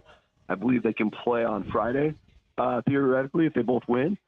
So we'll see how that looks. Mississippi State's one where I'm a little less enthusiastic because in Mississippi State's 9 hardest games against the top of the SEC, they are 0-9. So they've already proven in a lot of ways they just aren't able to hang with some of these top dogs, but they've been really good against everybody else. And clearly they're an SEC roster, and maybe if they play a team from a different league like a Houston, that could get interesting, but I just have a little less faith in them. And then I think with UConn, you have to give UConn respect, right? Like because Liam McNeely's a stud. He was out for a lot of the season. When they're humming, they can present challenges. Of course, they're extremely competitive and don't want to just give up the defending national championship 2 years running for nothing. So I think they'll fight whoever they play. But you have to also remember these 8 seeds have to play 9 seeds. And so it's not like they're going to have a walk in the park to get to the second round. So, yeah, it makes everything really interesting. But I also want to say the 1 seeds this year are extremely strong. So we might get enthralled a little bit about the names of the 8 seeds, but we have to remember that the 1 seeds are really strong from a historical standpoint. Okay, so speaking of that number 1 seed, you told us last week going into the Auburn-Alabama game that Alabama still had an outside shot if they were to knock off Auburn. Based on whatever has taken place as of this moment, is there still some wiggle room for Alabama potentially to get back on that 1 line if they have a successful time in Nashville? Yeah, I think they got to keep winning, but I think their biggest problem is the 7 losses. They've got the wins. I mean, Alabama's got an amazing set of wins. We've talked about that on previous shows. Now they have the best win of their resume at Auburn, of course. But I think the thing about Florida and Houston, the last of the 1 seeds, that the teams they're trying to pass, they each only have 4 losses. So you're looking at a team with, you're looking at a full season of results. Florida's got that great win at Auburn as well, and Florida won at Alabama. So it's just almost impossible to put Alabama above Florida due to that. And everything else being equal, Florida's got only 4 overall losses to Alabama's 7. And then if you want to put Alabama above Houston, I think that's where it's possible because Alabama did beat Houston head-to-head. Don't forget that. That was in Vegas in the Players NIL tournament back around Thanksgiving. But same deal with Houston. They dominated their league. They haven't lost a true road game all year, which is crazy. They're 10-0 on the road.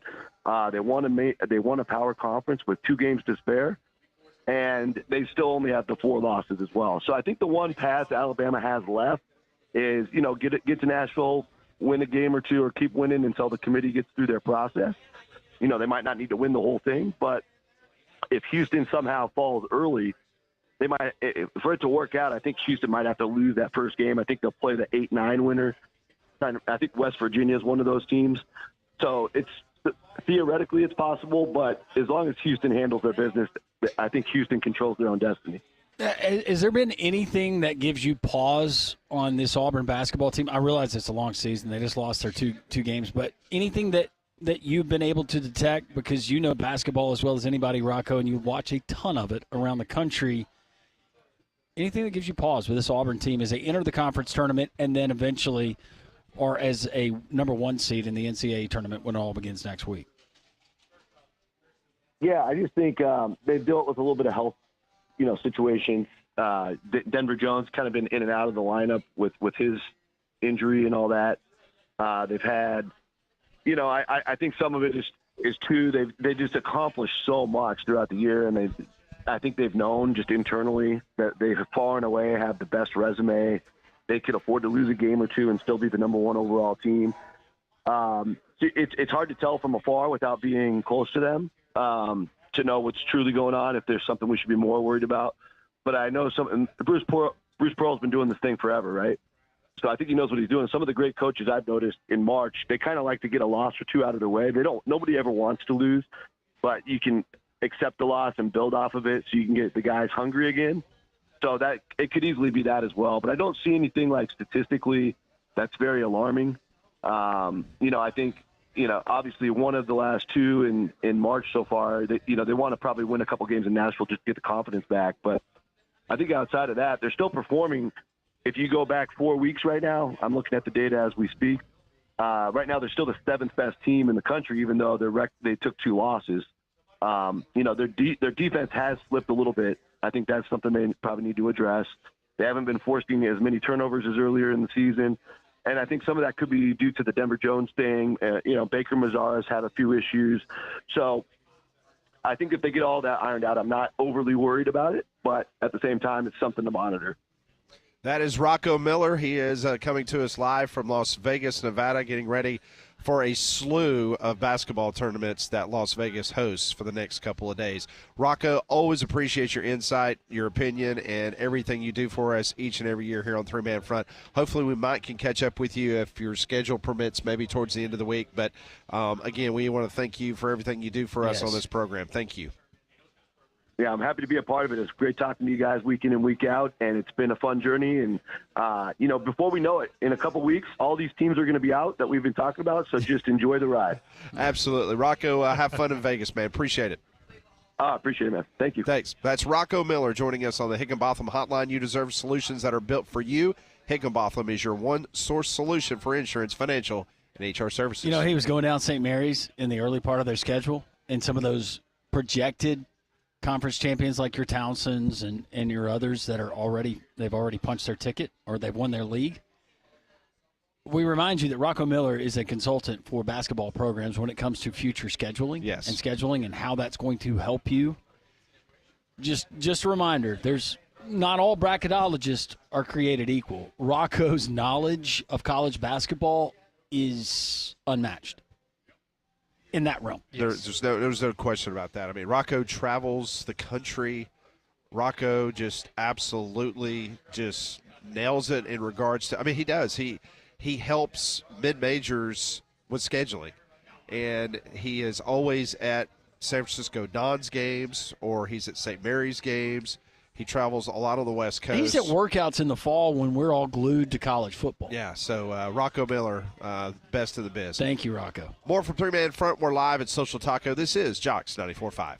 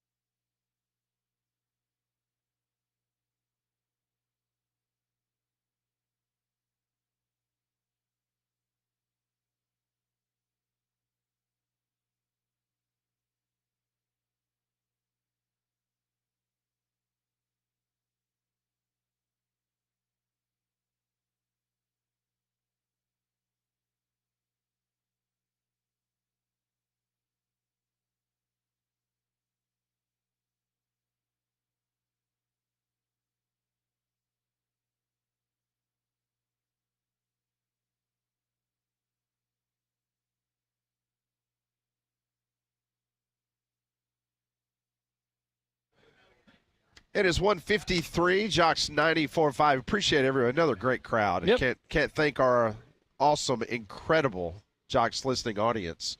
Folks driving up from Tuscaloosa to see us. It's always good to see everybody. BB calling in. Yeah. She's under from the weather. Infirmary. Even when people can't be here, they still want to be a part of it. They still want to be a part of it. Love Absolutely. And so we'll be back here next Tuesday from 10 until 2. So come on by and see us and enjoy some great Mexican cuisine. Yeah, you can get breakfast tacos and not just for brunch anymore. Or if you want to go with a shrimp, you want to go with beef, you can go with the birria or the asada, the pastor, all kinds of different tacos. But it's not just tacos at Social Taco. They have bowls. You can go with that. You want to go with the burrito, a quesadilla, Mexican pizza, all the great sides and starters. We got the chicken feathers, great pulled chicken that's breaded, deep fried, and then you got your assorted dipping sauces from the street fries. There's just something truly for everyone here. We got people out on the patio because it's nice spring-like patio weather. 3 to 6, the half-off happy hour. Enjoy that. It's Social Taco here in the square in Homewood. It all gets started tomorrow between South Carolina and Arkansas. That is a 12 noon tip. John Calipari, 24 SEC tournament wins. That's tied with Tubby Smith for fourth most of any head coach, trailing only Adolph Rupp, Billy Donovan, and Whip Sanderson. It's a lot for someone that doesn't care. That's right. So he's one win away from tying our good friend Whip Sanderson. That's because some of those teams he didn't have to care for them to win. And that was kind of my takeaway was, when you were by far the best team in the conference. But look, and Cal doesn't care. He's going to say what he wants to say. But go and lose an opening round game to a South Carolina team that could barely muster a win in conference play. Not going to be And that is a dangerous South Carolina team. So how about this? Arkansas's 4-1 in its last 5 SEC games. But get this, South Carolina has 3 straight wins against Arkansas. Boom. Oh, buddy. If you're looking for an angle. And I just want to throw this out there because, I don't like to brag, but I will. Because I wanted to brag.